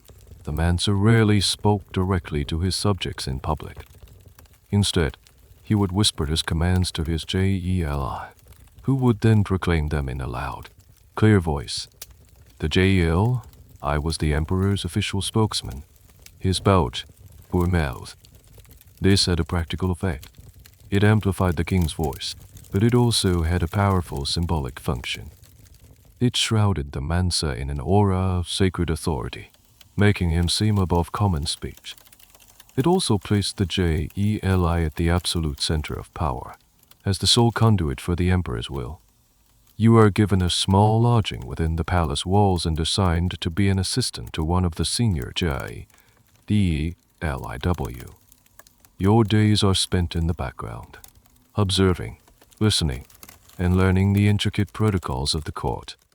You learn who is in favor and who is not, which factions are rising and which are falling. It's like learning a new, far more dangerous genealogy, the genealogy of power. Your first performance at court is terrifying. You are not the main event, but are asked to perform a short, introductory piece before your senior colleague takes over. The audience is the emperor himself, surrounded by his family, his generals, his advisors. He sits on a magnificent platform, looking bored and imposing. You play your kora, your hands slick with sweat, and sing a short but flawless piece about one of the Mansa's maternal ancestors. You keep your eyes down, focusing on your instrument, not daring to look at the living embodiment of the history you've spent your life memorizing. The question of how much influence a Jeli really had over a ruler is a topic of great debate among historians. Were they merely mouthpieces and entertainers, or were they trusted advisors who could shape policy through the stories they chose to tell? Some accounts from Arab travelers describe the Jeli as having immense influence, acting as counselors and tutors to the royal princes. Other interpretations suggest their role was more ceremonial. The reality was likely dependent on the personality of the Mansa and the wisdom of his Jeli. A wise ruler would listen to the historical precedents and moral lessons embedded in the Jeli's songs. A foolish one would hear only the flattery. You slowly acclimate to the rhythm of the court.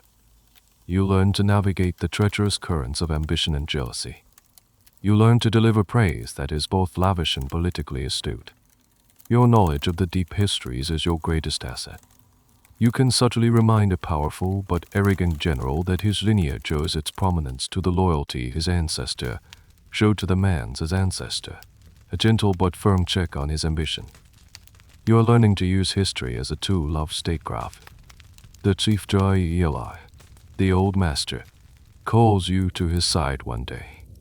He tells you that your performance was adequate, your memory strong, but he warns you, here, knowledge is not enough. You must have wisdom.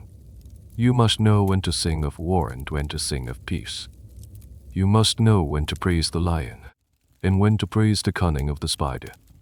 The fate of the empire can rest on a single song. The weight of that responsibility is heavier than any gift, more terrifying than any audience. You are at the heart of the machine now, and the slightest error could be catastrophic. Your life at court settles into a new, high-stakes routine. You are no longer a traveling freelancer, but a salaried member of the imperial household, a cog in the grand machinery of state. The greatest test of your abilities comes with the announcement of the Don Solikalika'en, the annual festival of the hunters, a major celebration that reaffirms the spiritual and military foundations of the empire. This isn't just a party, it's a piece of living political theater, and you have been assigned a crucial role. The festival is a massive undertaking. The capital swells as delegations from all corners of the empire pour in. Powerful governors, regional chiefs, and most importantly, the leaders of the hunter brotherhoods, the Don Sao. These are not simple hunters. They are a powerful and semi-independent military and spiritual society, masters of the bush and keepers of immense esoteric knowledge. The festival is a way for the Mansa to honor them and, crucially, to reassert his authority over them. Your job, as part of the core of Royal Jeli, is to write the official script for this reunion. In the weeks leading up to the festival, The palace is a hive of activity. You and the other Jeli spend long days in council with the old master, Bill. The task is to craft a narrative for the main event, a grand recitation of the part of the Sunjay epic that deals with the alliance between the kings and the hunters. This is not a simple retelling. Every line, every name mentioned, is a political statement. You are assigned a specific section, the story of the hunter kings who foretold Sunjay's birth to his father. It's a key part of the epic, establishing that the hunter's wisdom was essential to the very founding of the empire. As you rehearse, the old master critiques you relentlessly. No. He'll say, you are praising the hunter king, but you make him sound more powerful than the man's ancestor. Remember who pays for the millet in your bowl. The hunters are the roots of the tree, but the mansa is the trunk. Never forget that. It's a constant lesson in narrative balancing.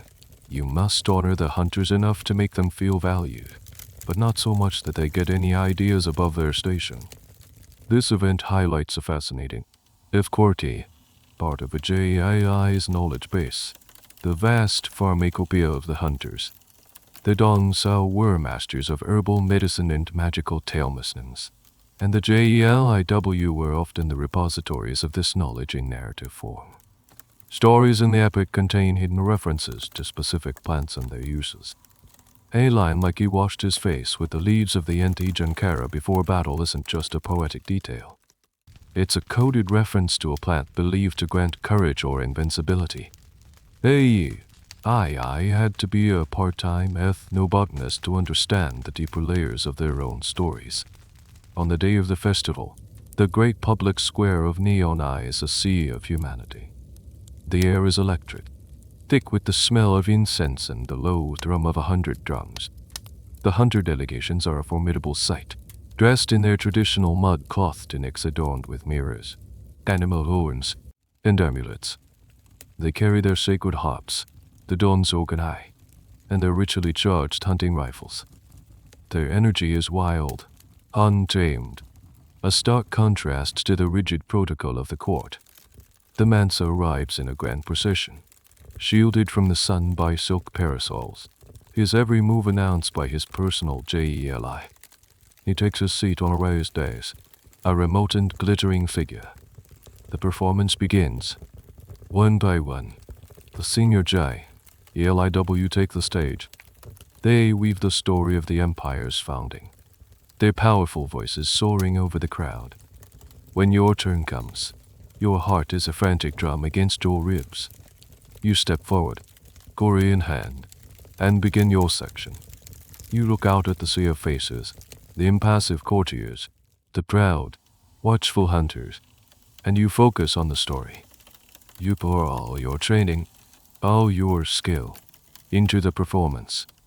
You tell the story of the two hunters who journeyed from the deep bush, guided by prophecy, to bring the news of the buffalo woman Sojio along, Sunjay's future mother. You praise their skill, their wisdom, their connection to the spirit world. But you frame it all, as you were taught, as an act of service to the future king. You are a conduit, a channel for the great story. The words and music flow through you. For a few minutes, you are not a nervous young man at court. You are a timeless voice, and you are knitting the wild power of the hunters to the ordered power of the throne. You are reaffirming the ancient pact that holds the empire together. The question of how staged these events were versus how much was spontaneous is debated by historians. While the main narrative was surely planned by the Jeli, many accounts describe moments of improvisation, where a hunter allied on Sojeli might leap up and add a verse, or a noble might be moved to make a grand, unscripted gift. The festival was likely a mix of formal script and living, unpredictable performance, a dynamic conversation between the different sources of power in the empire. When you finish and step back, the old master gives you a single, sharp nod. It's all the acknowledgement you need. The festival continues for hours, a long, hypnotic tapestry of music, storytelling, and ritual. By the end, a kind of catharsis has settled over the crowd. The different groups have seen their own histories reflected and honored within the larger story of the state. The social fabric has been rewoven, the bonds reaffirmed for another year. That night, lying on your mat, the epic rhythm still echoing in your mind, you understand your role in a new way. You are not just a historian or an entertainer. You are an engineer of consensus. You use the stories of the past to build the political reality of the present. At a grand celebration like this, you are not just telling the story of the empire. You are the empire, giving voice to its foundational myths and, in doing so, making it real. Life in the imperial court is a perpetual tightrope walk, and you've become adept at maintaining your balance. But your skills are about to be tested in a new and dangerous way. A simmering rivalry between two of the man's most powerful courtiers. A grizzled old general and a fabulously wealthy merchant who controls the salt trade has reached a boiling point. Both men are crucial to the empire. Both are your patrons. And now, you are caught in the middle. The trouble begins subtly. The general, a man from an old warrior lineage, asks you to perform a praise song for him at a private feast. He specifically requests that you focus on the heroic deeds of his ancestors, emphasizing their loyalty and military sacrifice. You do so, delivering a powerful performance. A few days later, the merchant holds his own lavish event and makes a similar request. But he wants you to highlight his family's economic prowess, the generations of clever trading that have filled the empire's coffers. He wants a history of wealth creation, not warfare. You are walking a razor's edge. Each patron is listening not just to their own praise, but to how it compares to the praise you gave their rival. If you praise the general's valor too much, the merchant will see it as a slight to his own, more civilized contributions. If you praise the merchant's wealth too extravagantly, the general will feel his noble, blood-soaked lineage is being devalued in favor of mere money. You are being used as a pawn in their status war, and your performance is the scoreboard. You consult with your mentor, one of the senior Jeli. He listens patiently, his eyes thoughtful.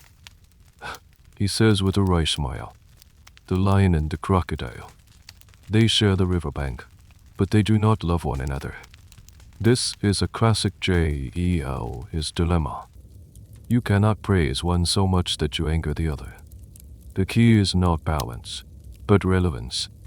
Give each man exactly what he needs to hear, in his own context.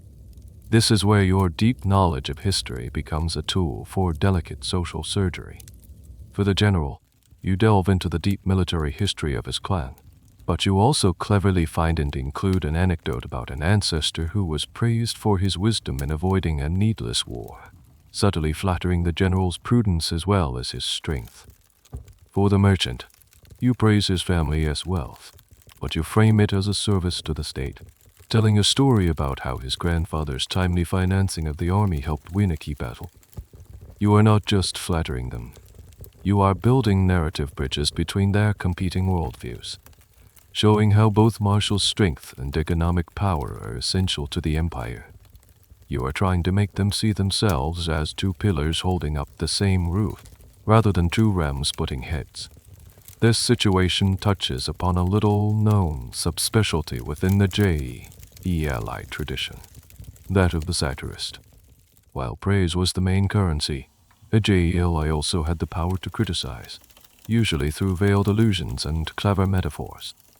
If a patron was becoming too arrogant, a Jeli might tell a seemingly unrelated story about a great elephant who was brought down by a tiny thorn in its foot, a warning that even the most powerful can be laid low by a small mistake or a humble opponent.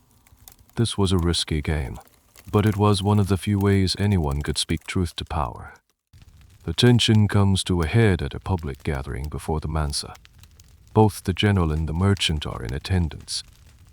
The Mansa, in a moment of political shrewdness or perhaps mischief, calls upon you to sing a song about loyalty. It's a trap. Whose version of loyalty will you praise? the soldier's loyalty, written in blood on the battlefield, or the merchant's loyalty, written in gold in the treasury. You feel the weight of every eye in the hole. The general sits ramrod straight, his hand resting on the hilt of his sword. The merchant leans forward, a smug look on his face. You take a deep breath, begin a neutral melody on your kora, and start to sing. But you don't sing about either of them. Instead, you sing about the kora itself. You tell the story of the instrument, how its different parts work together. You praise the long, strong wood of the neck, the warrior's strength. You praise the large, resonant calabash gourd, the merchant's wealth, which amplifies the sound. You praise the taut, humble Griot, the farmers who feed the empire. And you praise the strings, the Jeli themselves, who create the music from all these combined parts. You conclude by saying that a kora with only a strong neck but no gourd is silent. A kora with a great gourd but no strings is mute. True music, true loyalty to the empire, you imply, comes only when all parts work in harmony for the benefit of the whole. It is an audacious performance. You have dodged the trap by elevating the terms of the debate. You have subtly rebuked both men for their narrow vision and reminded them of their interdependence, all while praising the man's wisdom in presiding over such a diverse and powerful court. Historians often wonder about the internal politics of the Jeli themselves. Were they a unified guild, or were there rivalries between them, with different Jeli attached to different court factions? The evidence suggests it was a bit of both. Jeli from the same lineage, like you and your mentor, would be fiercely loyal to each other. But a Jeli serving the general might indeed be a rival of a Jeli serving the merchant. Navigating these internal professional politics was yet another layer of complexity in a courtier's life. When your song finishes, there is a moment of stunned silence. Then the mansa himself lets out a short, sharp laugh of approval. The tension is broken. The general looks thoughtful. The merchant, slightly deflated. You have survived. More than that, you have turned a dangerous situation into a personal triumph. You have proven you are not just a repository of knowledge, but a creator of wisdom, able to think on your feet and use your art to navigate the most treacherous of political waters. It is a lesson you will never forget. When faced with a choice between two powerful patrons, the wisest move is often to choose a third. Ayubeth. You have navigated the treacherous currents of flattery and diplomacy, but you are about to learn about the dark side of your craft. The Jeli's ultimate weapon, the nuclear option held in reserve for the most egregious offenses. This is the power not to praise, but to shame. You are about to witness the devastating force of a satire song. The target is a provincial governor from a remote corner of the empire. He has grown arrogant in his distance from the capital, ruling his territory like a personal fiefdom. He has been levying unjust taxes on merchants, seizing land from farmers, and, worst of all, he has publicly insulted and refused to pay a traveling Jeli who had performed for him. This last act is not just an insult to one man. It is an attack on the entire Jeli institution, a breach of the sacred contract between patron and artist. The news travels quickly to the capital, and the Mansa, urged by his own core of outraged Jeli, decides that an example must be made. The task is given to the old master, Bilafastir. A satire song is too dangerous a weapon for a younger Jeli to wield. It requires the precision and authority of a master. You and the other junior Jeli are summoned to watch him prepare, and it is a chilling process. This is the complete inverse of everything you have learned. Instead of searching a genealogy for heroes, he is searching for cowards, fools, and failures. He dredges up the hidden histories you've only heard whispered about, the stories of shame that are deliberately omitted from public praise songs. He unearths the story of the governor's great-grandfather, who was said to have hidden in a grain silo during a key battle. He finds the tale of an uncle who was a notoriously poor businessman and squandered his family's fortune.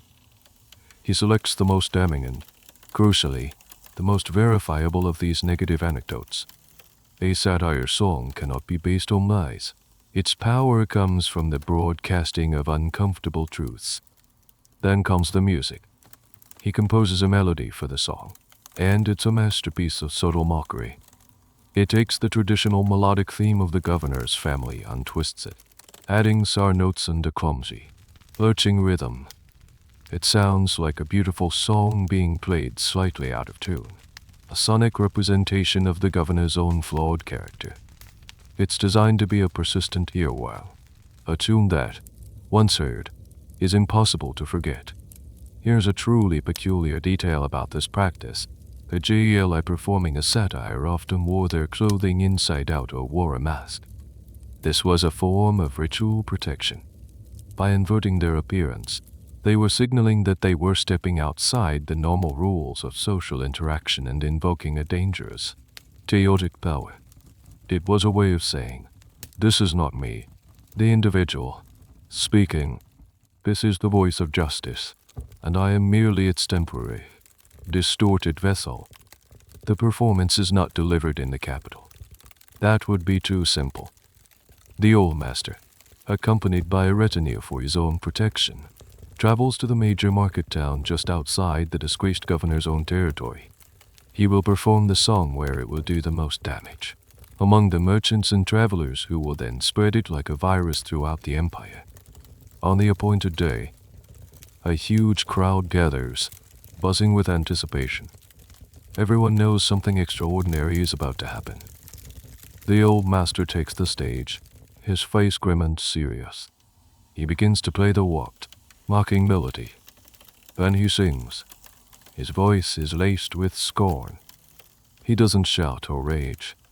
He delivers the insults in a calm, factual tone that makes them all the more devastating. He lays out the governor's lineage of shame, one story at a time. He doesn't insult the governor directly. He simply asks questions. Is this a man whose great-grandfather defended the realm? The histories I know speak of a silo full of grain, not courage. Each line is a perfectly aimed dart. The effect on the crowd is electric. There are gasps, then murmurs, then ripples of scornful laughter. The governor's reputation is being systematically dismantled in public. His honor, the foundation of his authority, is being burned to the ground.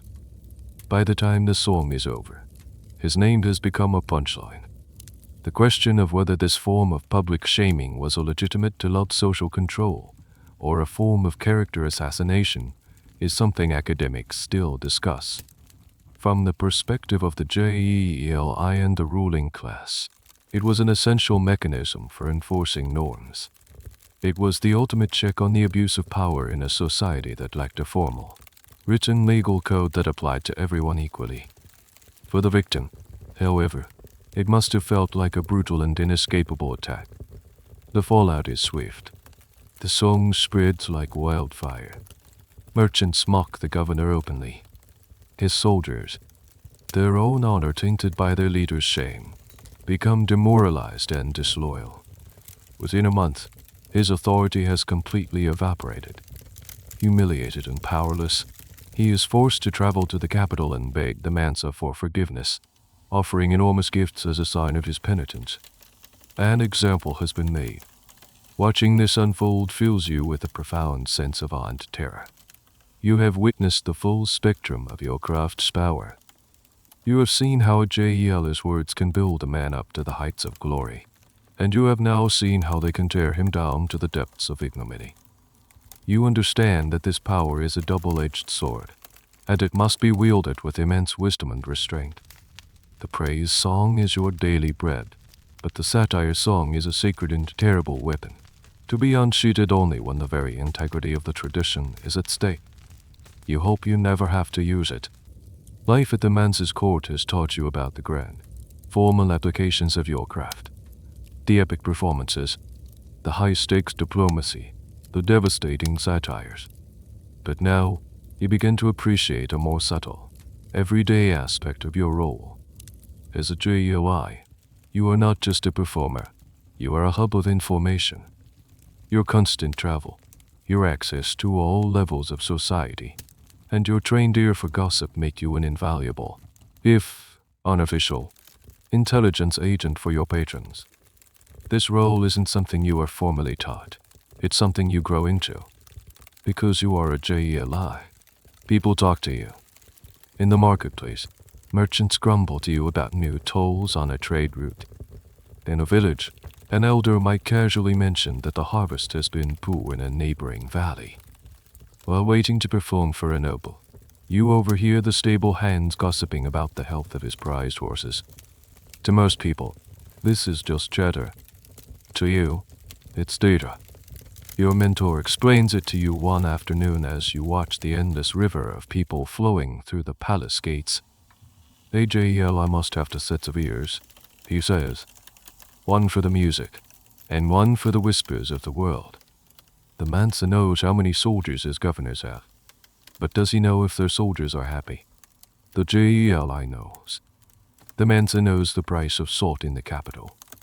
But does he know the mood of the salt traders in the Sahara? The JELI knows. History and praise are what we perform. Information is what we know. You start to consciously cultivate your information network. When you travel outside the capital on an errand for a courtier, you don't just go from point A to point B. You linger in the market towns. You share a meal with other travelers at the caravanserais. You offer to play a song for the local blacksmith in exchange for a small repair on your K or his hardware. And while you play, you listen to the conversations of the people who come and go. You become a master of casual, friendly interrogation that never feels like an interrogation. This informal intelligence gathering was recognized, if unstated, part of the JELI's function. They were the eyes and ears of their patrons. Here's a little-known detail that facilitated this.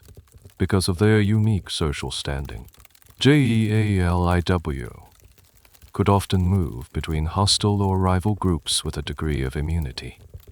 A warrior could not simply walk into the camp of his enemy, but a JELI often could.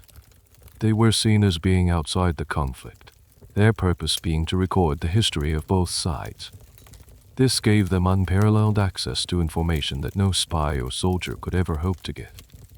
You learn how to filter and analyze the information you gather. A single farmer complaining about a tax is just a grumble. 20 farmers in 5 different villages all complaining about the same tax is a pattern.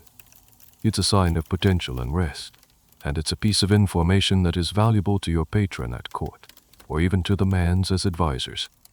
You bring this information back, not in a formal report, but woven into your conversations.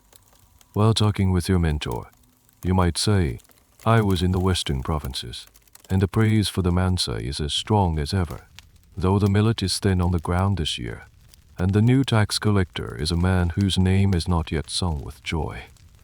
You have delivered a vital piece of intelligence wrapped in the deferential, poetic language of your profession. The question of whether JELIW were spies in the modern sense is one that scholars approach with caution. Their primary role was never espionage. But did the information they gathered have strategic value? Absolutely. The Moli Empire was vast, and communication was slow. The informal network of traveling JELIW acted as a kind of early warning system, a way for the central government to keep its finger on the pulse of the diverse and far-flung peoples under its rule. It was a soft power tool that complemented the hard power of the army and the tax collectors.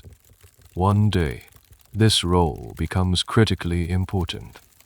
You hear whispers from several different merchant sources about a new, powerful chieftain rising in a distant tributary state. The official reports say he is loyal, but the gossip you gather tells a different story.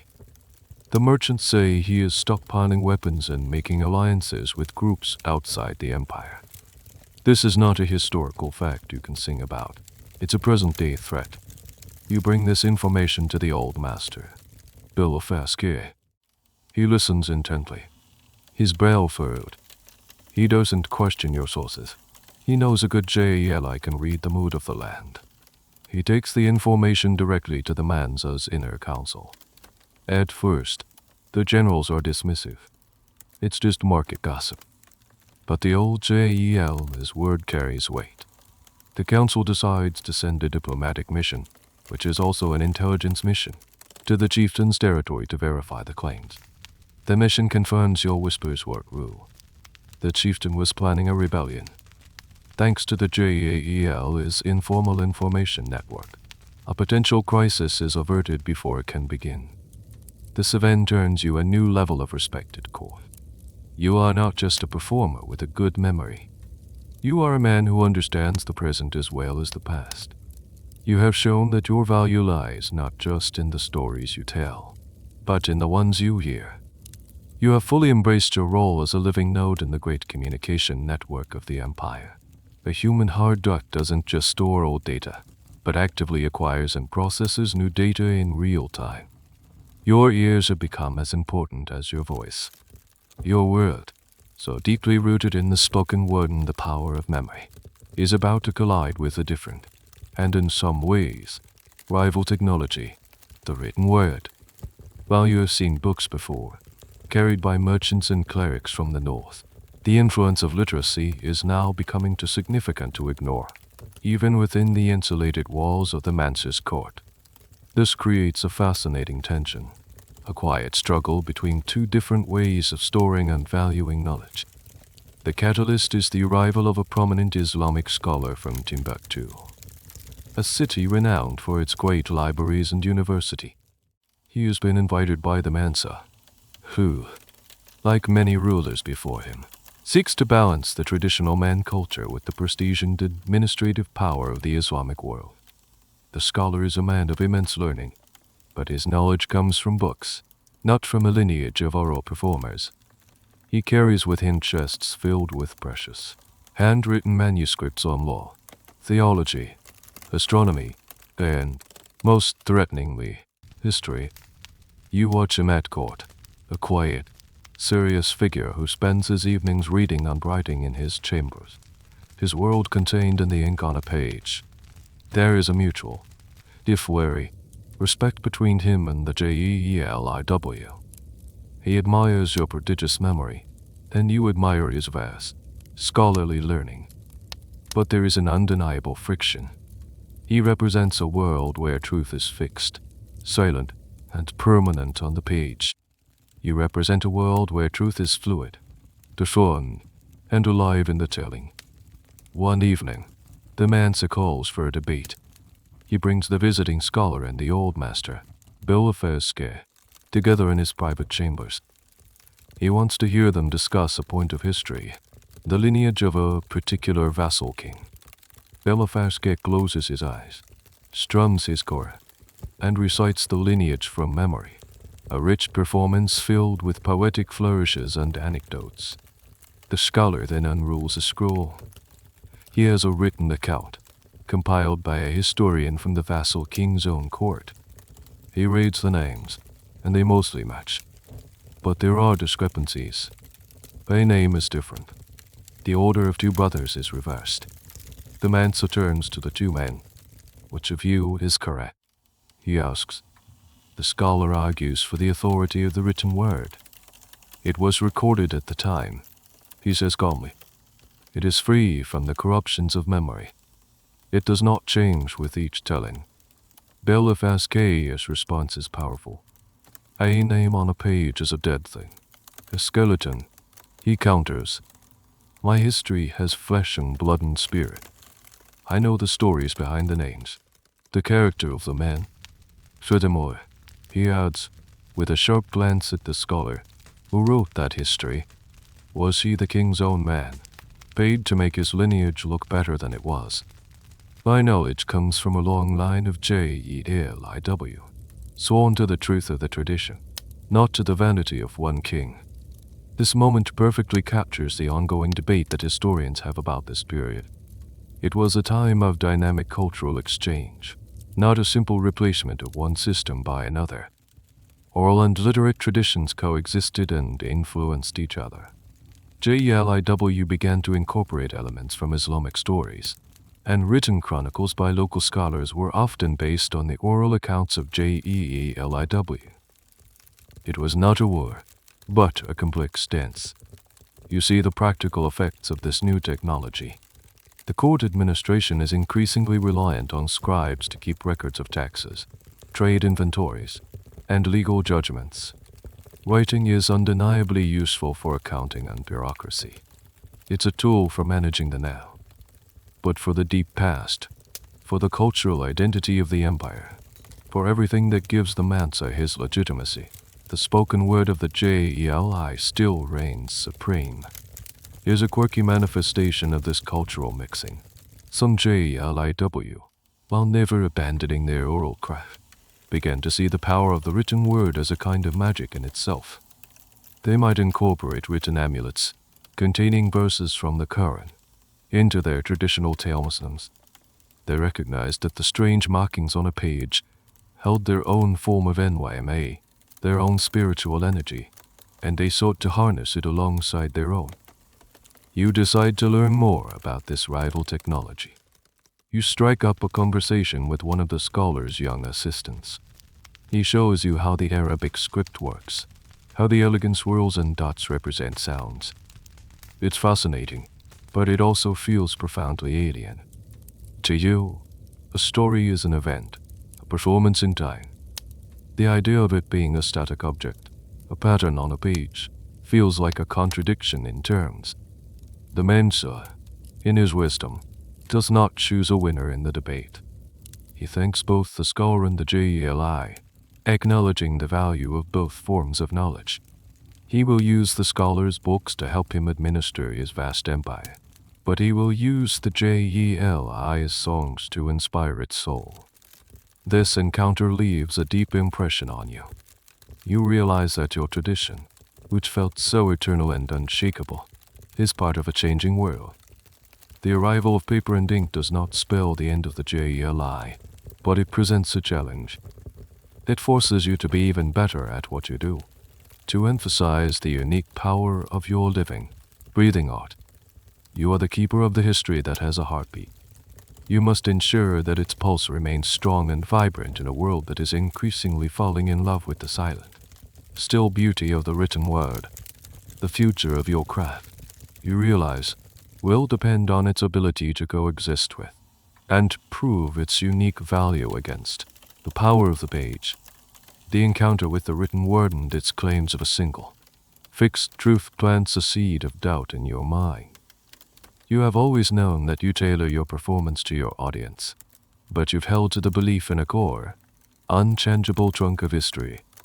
Now, a journey to a different part of the empire will reveal that even the trunk can have different shapes, forcing you to confront the beautifully complex and sometimes contradictory nature of your own tradition. The Mansa sends you as part of a delegation to the city of Jen, another great center of trade and learning on the Niger River. Your role is to serve as the official historian for the delegation, to perform the appropriate praise songs and recount the histories that bind Jen to the Mali Empire. It's a prestigious assignment, and you are proud to be chosen. Upon arriving in Jen, you are welcomed at the local governor and his own court, which includes a resident Jeli. This man is your counterpart, a brother in the craft, and you greet each other with the deep respect your shared profession demands. That evening, in a gesture of professional courtesy, he invites you to a private gathering with his own apprentices. He asks if you will honor them by telling a part of the great Sanjay epic. You agree, of course. You are in a new city, far from the capital, and you want to showcase the quality of the Neonite tradition. You launch into a familiar section of the epic, the story of Sanjay At's childhood exile and his time in the court of the Mima king. You tell it just as you were taught, with all the power and poetry you can muster.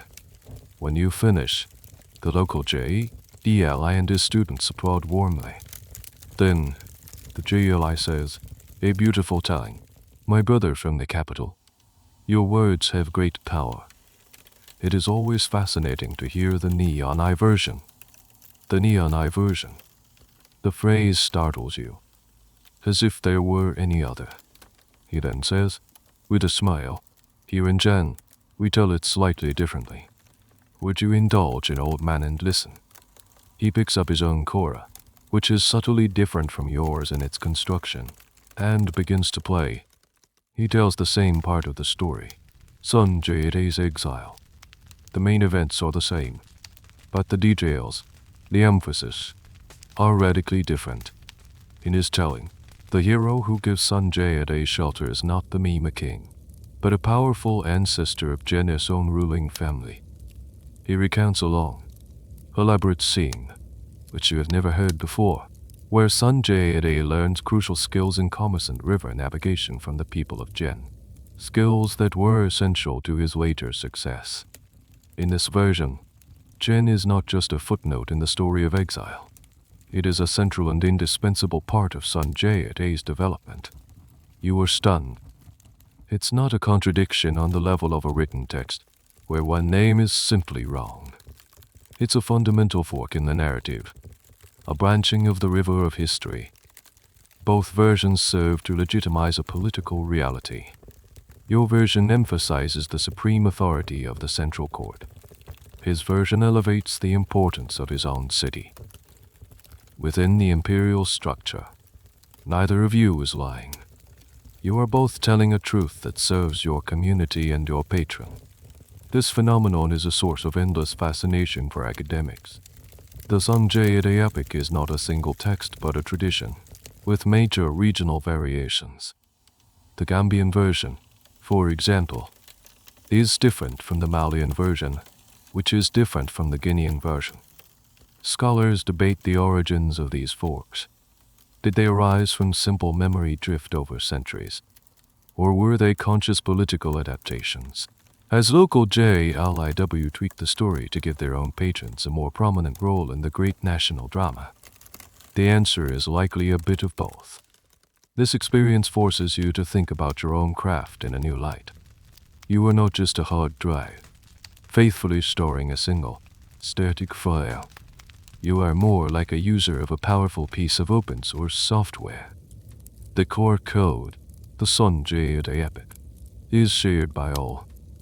But different users, different JELIW, can write their own modules and plugins, adapting the software for their specific needs. The system is designed for both stability and flexibility. This forking even happens on a micro level. A quirky and rarely discussed part of the JELI's repertoire is the origin story for a patron-specific taboo or totem. A family might have a taboo against eating a certain type of fish. The JELI's job was to know the story of why, usually a tale about how an ancestor was saved by that fish. But if a JELI from another region encountered that family, they might know a slightly different version of that same story. The core fact of taboo was the same, but the narrative explanation could vary. The next day, you and the JELI of Jen perform together for the governor.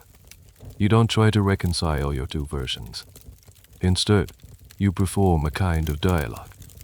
You tell a part of the story from the Neonai perspective, and then he tells a part from the Jen perspective. It becomes a beautiful, complex, and layered performance. You are not presenting a single, authoritative history. You are presenting a richer, more stereoxic view of the past, acknowledging its complexity. The governor and his court are delighted. They have been honored by both the imperial center and their own local tradition. On your journey back to Neon Eye, you are a changed man. Your certainty has been replaced by a more profound understanding. History is not a single point of light, but a constellation. Your job is not just to show them one star, but to help them see the patterns, the connections, the grand and beautiful picture that all the different points of light create together. You are humbled, but also liberated. The burden of being the sole guardian of a single truth is lifted. In its place is the more exciting, more creative, and more collaborative task of being a weaver of multiple truths. The library in your head has just become infinitely larger and more interesting. You have navigated the complexities of court politics, the clash of oral and written worlds, and the fascinating diversity of your own tradition. You have reached the pinnacle of your profession, a respected voice at the very heart of the great Mali Empire. But no empire lasts forever. You are about to witness the slow, inexorable process of decline, and your role must shift once again from a celebrant of power to a preserver of memory in a time of fading glory. The signs are subtle at first, like the first chill of autumn in the air. The Mansa, once strong and decisive, is growing old and frail.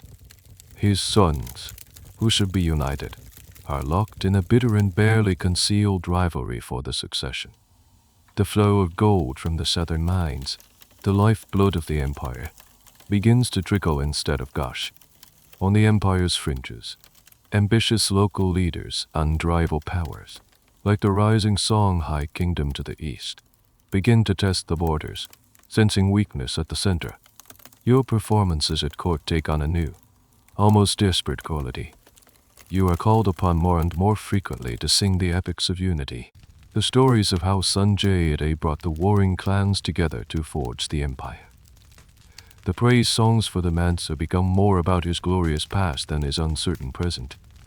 You are using your art not just to celebrate power, but to prop it up, to remind a fracturing court of the ideals that once made it strong. Your kora, once a tool of celebration, now feels like a tool of conservation. The mood in the capital, Leonai, changes. The vibrant confidence of the past is replaced by a nervous, anxious energy. Courtiers align themselves with one prince or another, and the political maneuvering becomes deadly serious. Your position as a Jeli becomes more precarious than ever. Praising one prince is seen as a direct snub to the others. You are forced to become a master of neutrality, your songs focusing on the glory of the imperial lineage itself, rather than any one individual. A fascinating, sad detail of this period of decline was the pawning of historical knowledge. A noble family, finding themselves in financial trouble, might be forced to sell a prized heirloom. In a similar way, a lesser Jeli family, fallen on hard times, could be compelled to teach a part of their unique family history to a Jeli from a more powerful lineage in exchange for patronage. It was a form of intellectual bankruptcy, the loss of one's exclusive historical capital, and a sure sign that the established order was beginning to fray. One day, you are summoned by the old master, Bilafaske. He is now ancient and weak, his powerful voice a mere whisper. He doesn't speak of the court's politics. He speaks of the future. The tree is old, he tells you, his eyes cloudy with age. Some of its branches may fall. A new tree may even grow in its place. But the soil remains. Our work now is to protect the soil. We must ensure that the story of this tree is not forgotten, even if the tree itself withers. His words hit you with the force of a physical blow. He is admitting the unthinkable, that the empire might fall, and he is giving you your final, most sacred duty. If the political entity of Mali ceases to exist, the cultural identity of the Man people must endure, and that identity is encoded in the songs and histories stored in your head. Your role is shifting from imperial servant to cultural survivalist. This question of how Jeli adapted to political change is central to understanding their long-term survival.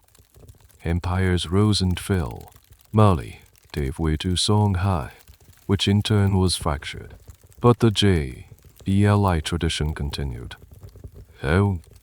Because their loyalty was ultimately not to a specific king or state, but to the history and the lineages themselves.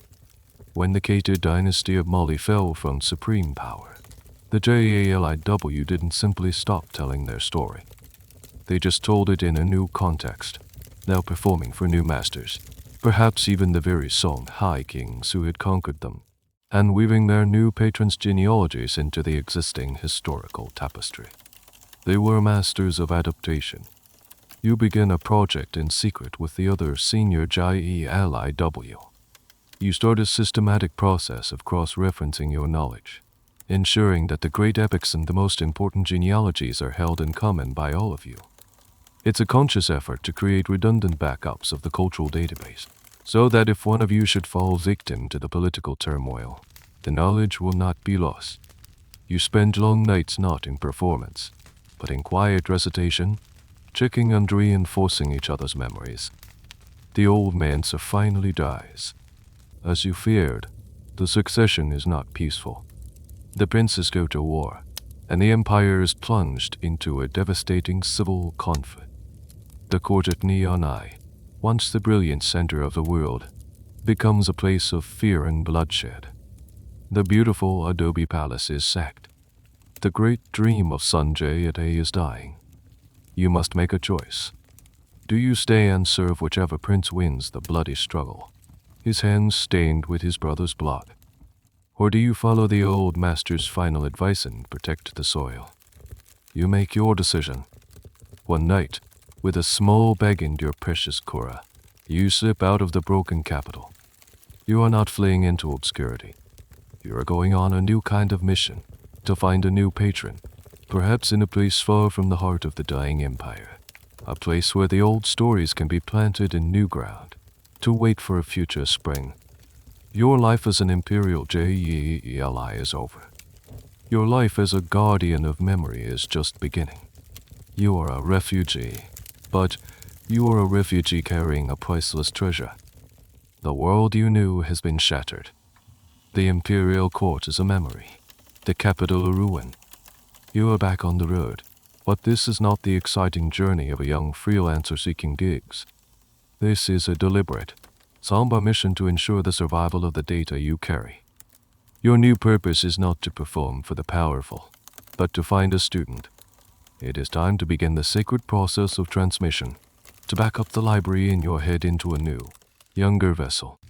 You travel for months, avoiding the main roads torn by conflict, moving through quiet villages and forgotten valleys. You are searching for the right place and, more importantly, the right person. Ella's apprentice cannot be just anyone. They must be from a Jeli family. The tradition must be passed down within the bloodline, within the Macaulay caste. You are looking for a distant cousin, a nephew of a Jeli you once knew, a community where the old ways are still respected. Finally, in a peaceful village nestled by a tributary of the great river, you find what you are looking for. A small, respected Jeli family, distant relatives of your own. They welcome you with honor, having heard of your reputation from the capital in its glory days. They are horrified by your stories of its fall. And in this family, there is a young boy, perhaps 10 years old. He is bright-eyed, curious, and he watches your kora with a hungry fascination. You see in him the spark you once had. This will be your apprentice. This will be your backup. The process of teaching is now viewed through a completely different lens. When your father taught you, it was to prepare you for a future of glory and service to a thriving empire. Now, as you teach this boy, you feel a desperate urgency. You are not just passing on a skill. You are ensuring a culture does not vanish from the face of the earth. Every lesson feels freighted with historical significance. You begin, as you were begun with, not with words, but with the kora. You teach the boy how to hold the instrument, how to find the notes. You watch his small fingers struggle, and you are filled with an almost painful patience. You know that this is the first step in rebuilding a world. As he learns the basic melodies, the Kum-Ben-Go, you feel a sense of relief. The operating system is beginning to install. This master-apprentice relationship is the bedrock of the Jeli tradition, and it often involved a quirky, almost forgotten custom. The apprentice would literally live with the master, serving them in all things. They would fetch their water, run their errands, and care for their instruments. This wasn't seen as servitude. It was a deep immersion. The idea was that the student would absorb the master's knowledge not just in formal lessons, but through constant proximity, listening to them practice, hearing them converse, and observing how they carried themselves in the world. Learning was a 24/7 process. You begin to download the data, starting, as your father did, with the apprentice's own genealogy. You build his memory palace from the foundation up. As you recite the names and stories, you feel a strange sense of detachment. They are not just stories anymore. They are fragile artifacts you are carefully placing in a new museum. You handle them with the care of an archivist. The question of what is lost during this transmission is one that haunts historians and JELIW alike. Is the copy ever as perfect as the original? Does some data get corrupted in the transfer? The JELI tradition has a concept for this, referring to the knowledge in a master's head as the full calabash. The goal is to pour the contents into the student's calabash without spilling a drop. But a spill is almost inevitable. A nuance is missed, a minor story forgotten. The JELIU training will have a vast repository of knowledge, but it will not be identical to yours. History, in the oral tradition, is a living thing, and like any living thing, it changes, however slightly, with each new generation. One evening, the boy is struggling to remember a complex branch of the Keto lineage. He is frustrated, on the verge of tears. In your younger days, you might have been stern, but now, you see things differently. You stop the lesson. You simply play your kora, a soft, soothing melody. You tell him a story not from the epic, but from your own life. You tell him about the fall of Neon Eye. You describe the beauty of the court, the sound of the fountains in the palace gardens, the taste of the food at the festivals. You describe the fear and chaos of its end. The palace is gone. You tell him, your voice soft. The mansa is gone. The gold is gone. But this story I am giving you, you tap his forehead gently. This is still here. It is more valuable than all the salt and gold that ever crossed the desert. It is the soul of our people. That is why your work is so important. It is not just about remembering names. It is about keeping a soul alive. The boy listens, his eyes wide. The frustration is gone, replaced by a look of solemn understanding. He has grasped the weight of his task. From that day on, he learns with a new intensity, a new focus. He understands that he is not just learning lessons. He is becoming an ark, a vessel meant to carry the essence of a civilization through a great flood of chaos and change. You know you will not live forever. You know that the version of history you hold, with all its unique details and personal experiences, will one day die with you. But as you watch your apprentice grow in skill and confidence, you feel a sense of peace. The chain is not broken. You have found your link. The data is being backed up. The memory of the man people, you are now certain, will survive.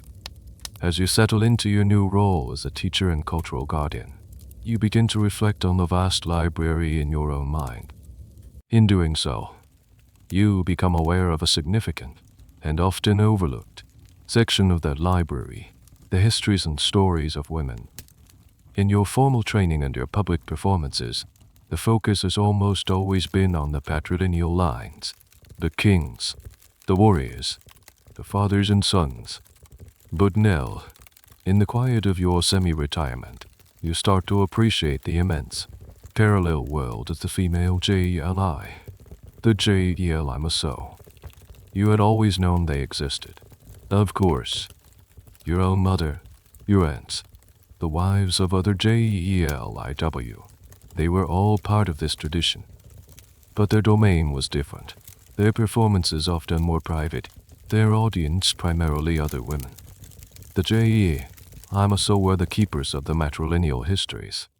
They knew the genealogies traced through mothers and daughters, the stories of powerful queen mothers, influential royal sisters, and the wives whose wisdom and alliances shaped the empire from behind the scenes. Your apprentice, the young boy, comes to you one day with a question. He is learning the lineage of Sanjay and asks, "You have told me of Sanjay his father, the king, but you said his mother, Sir Gol and the Buffalo Woman, was the source of his great spiritual power. Who were her people? The question makes you pause. You know the basics of the story, but you realize your knowledge is thin compared to the deep, detailed genealogies you know for the male lines. It's a gap in your official database. That evening, you go to the boy's mother, a quiet, intelligent Jeli. You ask her the boy's question. A smile touches her lips. She doesn't need a kora. Her instruments are her voice and her memory. She begins to speak, and for the next hour, she unfurls the intricate, fascinating history of Sogolan's lineage, a line of powerful matriarchs known for their connection to the spirits of the wild. It's a history as rich and complex as any you've heard, full of heroines, wise women, and political intrigue. You are humbled. Here was a whole wing of the library you had access to, but had never truly explored. The role of the Jeli is a topic that historians are only recently beginning to give the attention it deserves, as much of the historical focus has been on the male-dominated political sphere. The Jeli were absolutely central to the social fabric. At weddings, it was often the Jeli who sang the bride's lineage, validating her honor and status. At naming ceremonies for girls, they performed the praise songs. They were the moral educators of women, their stories providing models of proper and improper behavior. You learn from the boy's mother about some of the unique aspects of the Jeli art. For instance, while male Jeli focused on the grand epics of war and politics, Jeli were often the masters of the ziali, a type of song that could be a lullaby, a love song, or a heartbreaking lament. They were experts in the emotional and domestic spheres of life. A fascinating and quirky detail is that certain songs were considered women's songs, and it would be considered inappropriate or even comical for a male Jeli to perform them. Their repertoire was distinct and specialized. The boy's mother also explains her role as a social mediator, but in a different context than the one you're used to. She is the one called upon to settle disputes between co-wives in a large family compound. She uses her knowledge of genealogy to remind them of their shared connections and obligations. She sings songs that praise harmony and cooperation. She is the weaver of peace in the domestic realm, her role just as vital as the Jeli's role in the political realm. The academic debate around the Jeli so often revolves around power. Were they a marginalized subset of the Jeli tradition, confined to the less important world of women? Or did they wield a different, but equally significant, kind of power? The truth seems to be the latter. While they may not have stood before kings as often, their influence over the social network, the marriages, the alliances between families, the education of children, was immense. They were the guardians of the empire's social health, while the men were the guardians of its political health. You make a decision. Your apprentice's education must be complete. It must not have the same gaps that yours had. You arrange for him to spend part of his day not just with you, but with his mother. He will learn the male histories from you, and the female histories from her. He will learn to play the kora with you, and he will learn the great women's songs, the ziali, from her. You want him to have the whole library, not just the men's section. This integration of knowledge is a step forward, a small evolution in the tradition spurred by your reflection in the circumstances of your new life. You watch as the boy learns a lament for a lost child from his mother, the melody full of a deep, aching sorrow. You see him learn the praise songs for the great matriarchs of the founding clans. His understanding of history is becoming stereaxial, three-dimensional.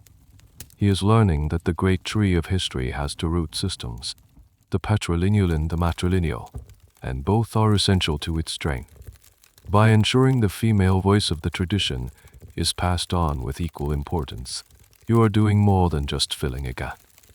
You are making the history you are preserving richer, more complete, and ultimately, more true.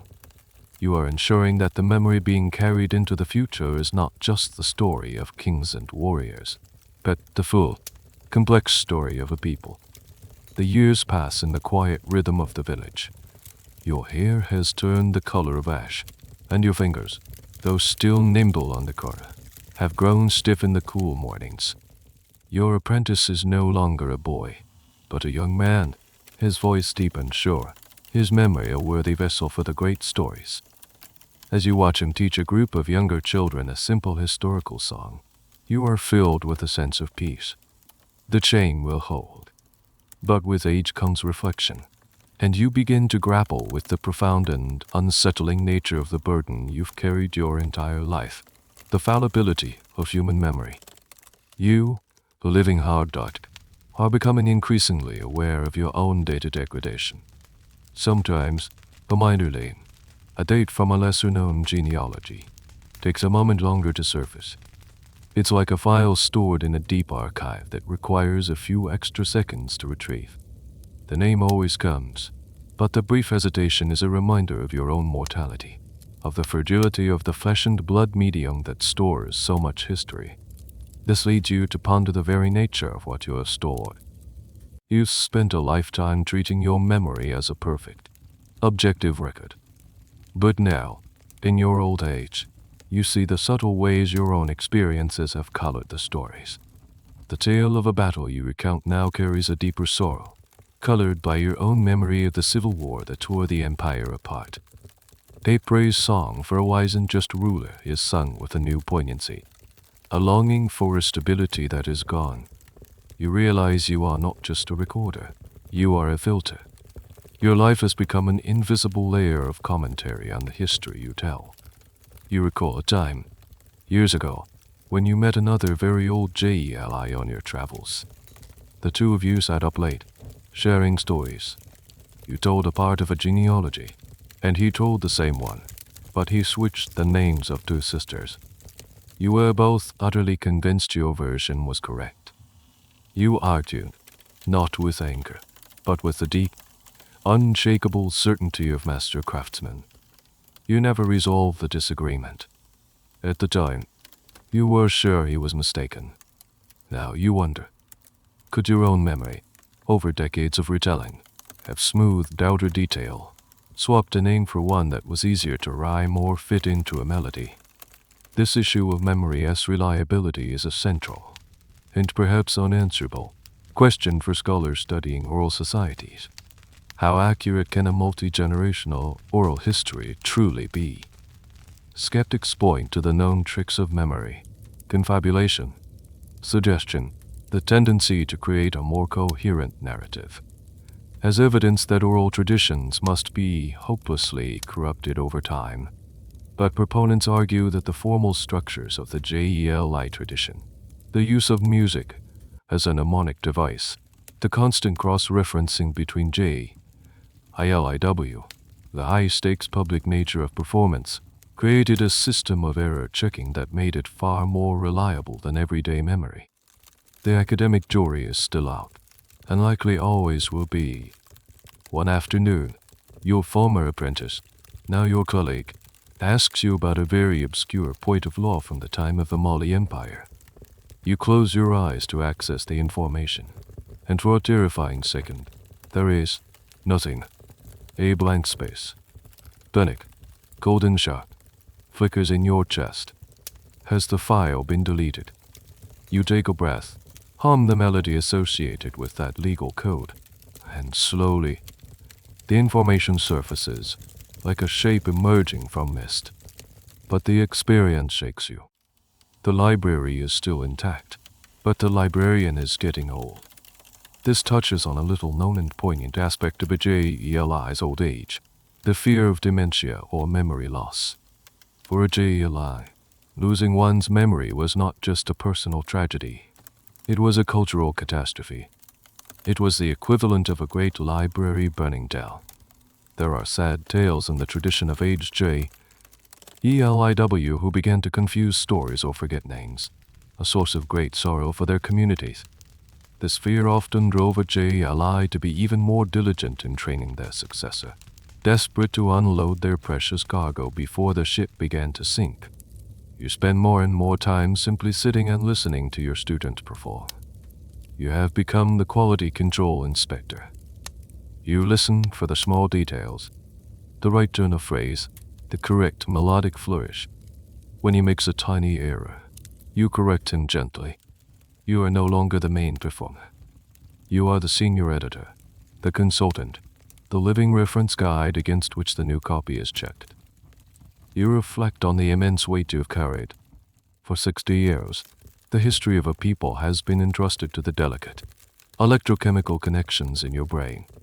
You have held kings and queens, heroes and villains, battles and celebrations, laws and lineages all within your skull.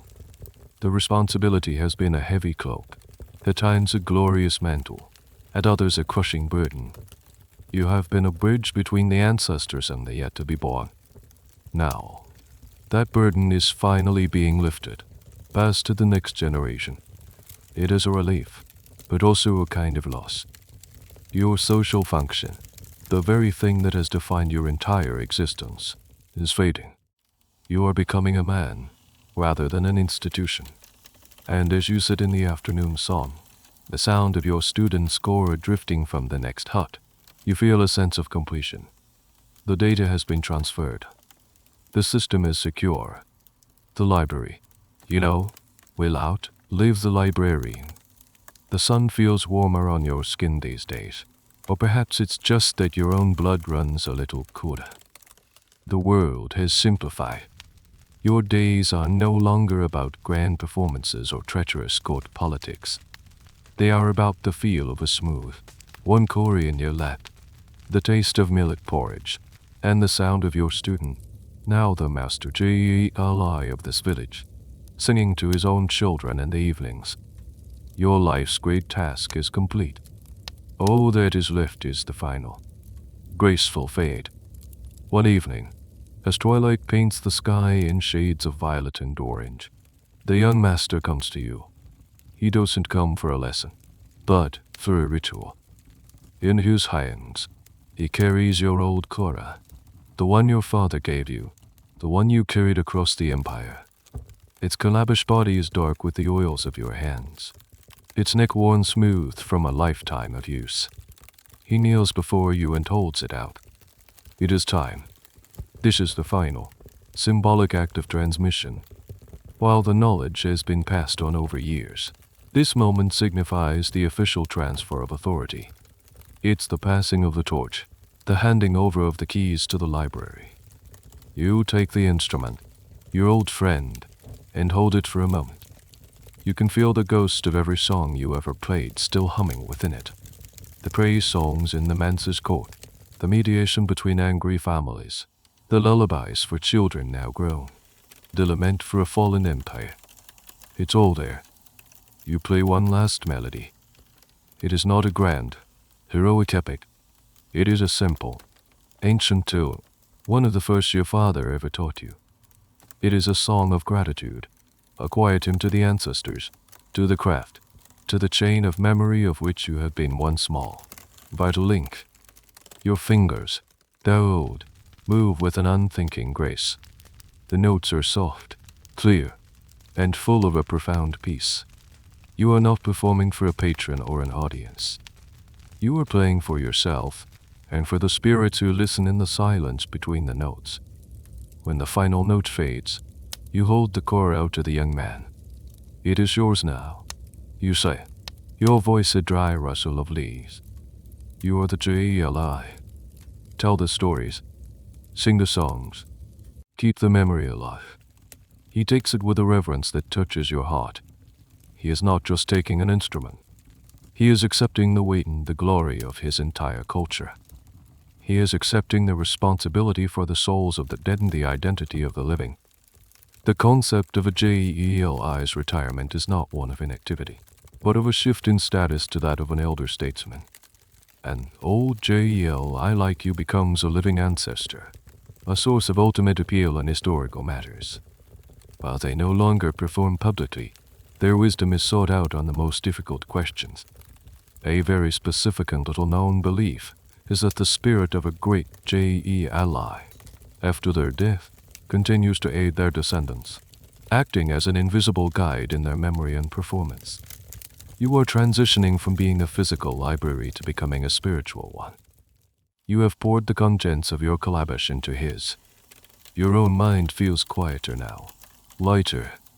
The immense pressure of being the sole repository is gone. The stories are safe. The faces and names that have lived in your head for so long are no longer your prisoners. They have migrated to their new home. You can finally rest. That night, you lie on your mat and listen. You can hear the sound of the kora from your successor's hut. He is not practicing. He is playing a lullaby for his child. And woven into the lullaby, you can hear the names of the child's ancestors, going back generations. The process is already beginning again. The chain is unbroken. The next link is being forged. You close your eyes. The music is a soft current, carrying you away. You think of your father, and his father, and all the Jeli stretching back into the deep past. You see them as a long line of figures, each handing a shimmering, fragile thread of memory to the next. You have held that thread for your time, and you have passed it on. Your work is done. The final melody has been played. You feel a sense of profound and complete peace, and you let the gentle music carry you toward the great, welcoming silence. The music of the kora fades into the soft, rhythmic hum of the fan you left on. The story is over, but its echo remains, a gentle vibration in the quiet of your room. You feel yourself drifting, untethered from the here and now. Your own thoughts begin to soften, losing their sharp edges, blurring into the dreamscape that awaits. Imagine the library in your mind, not one of history and epic battles, but of your own day. The conversations, the sights, the feelings. Let them be stored away now, placed carefully on their shelves. There is no need to analyze them, no need to perform them. Their work for the day is done. Feel the gentle weight of your own body, a comforting anchor in the soft sheets. You are a vessel of stories, too, of memories and hopes. But for now, the library is closed. The keeper is at rest. You are drifting on a slow, quiet river, the banks lined with trees whose leaves whisper your name. Let the current carry you. There is nowhere you need to be, nothing you need to do. Just float down this gentle, silent river toward the deep, peaceful lands of sleep. Your journey is done for today. Rest now. Rest.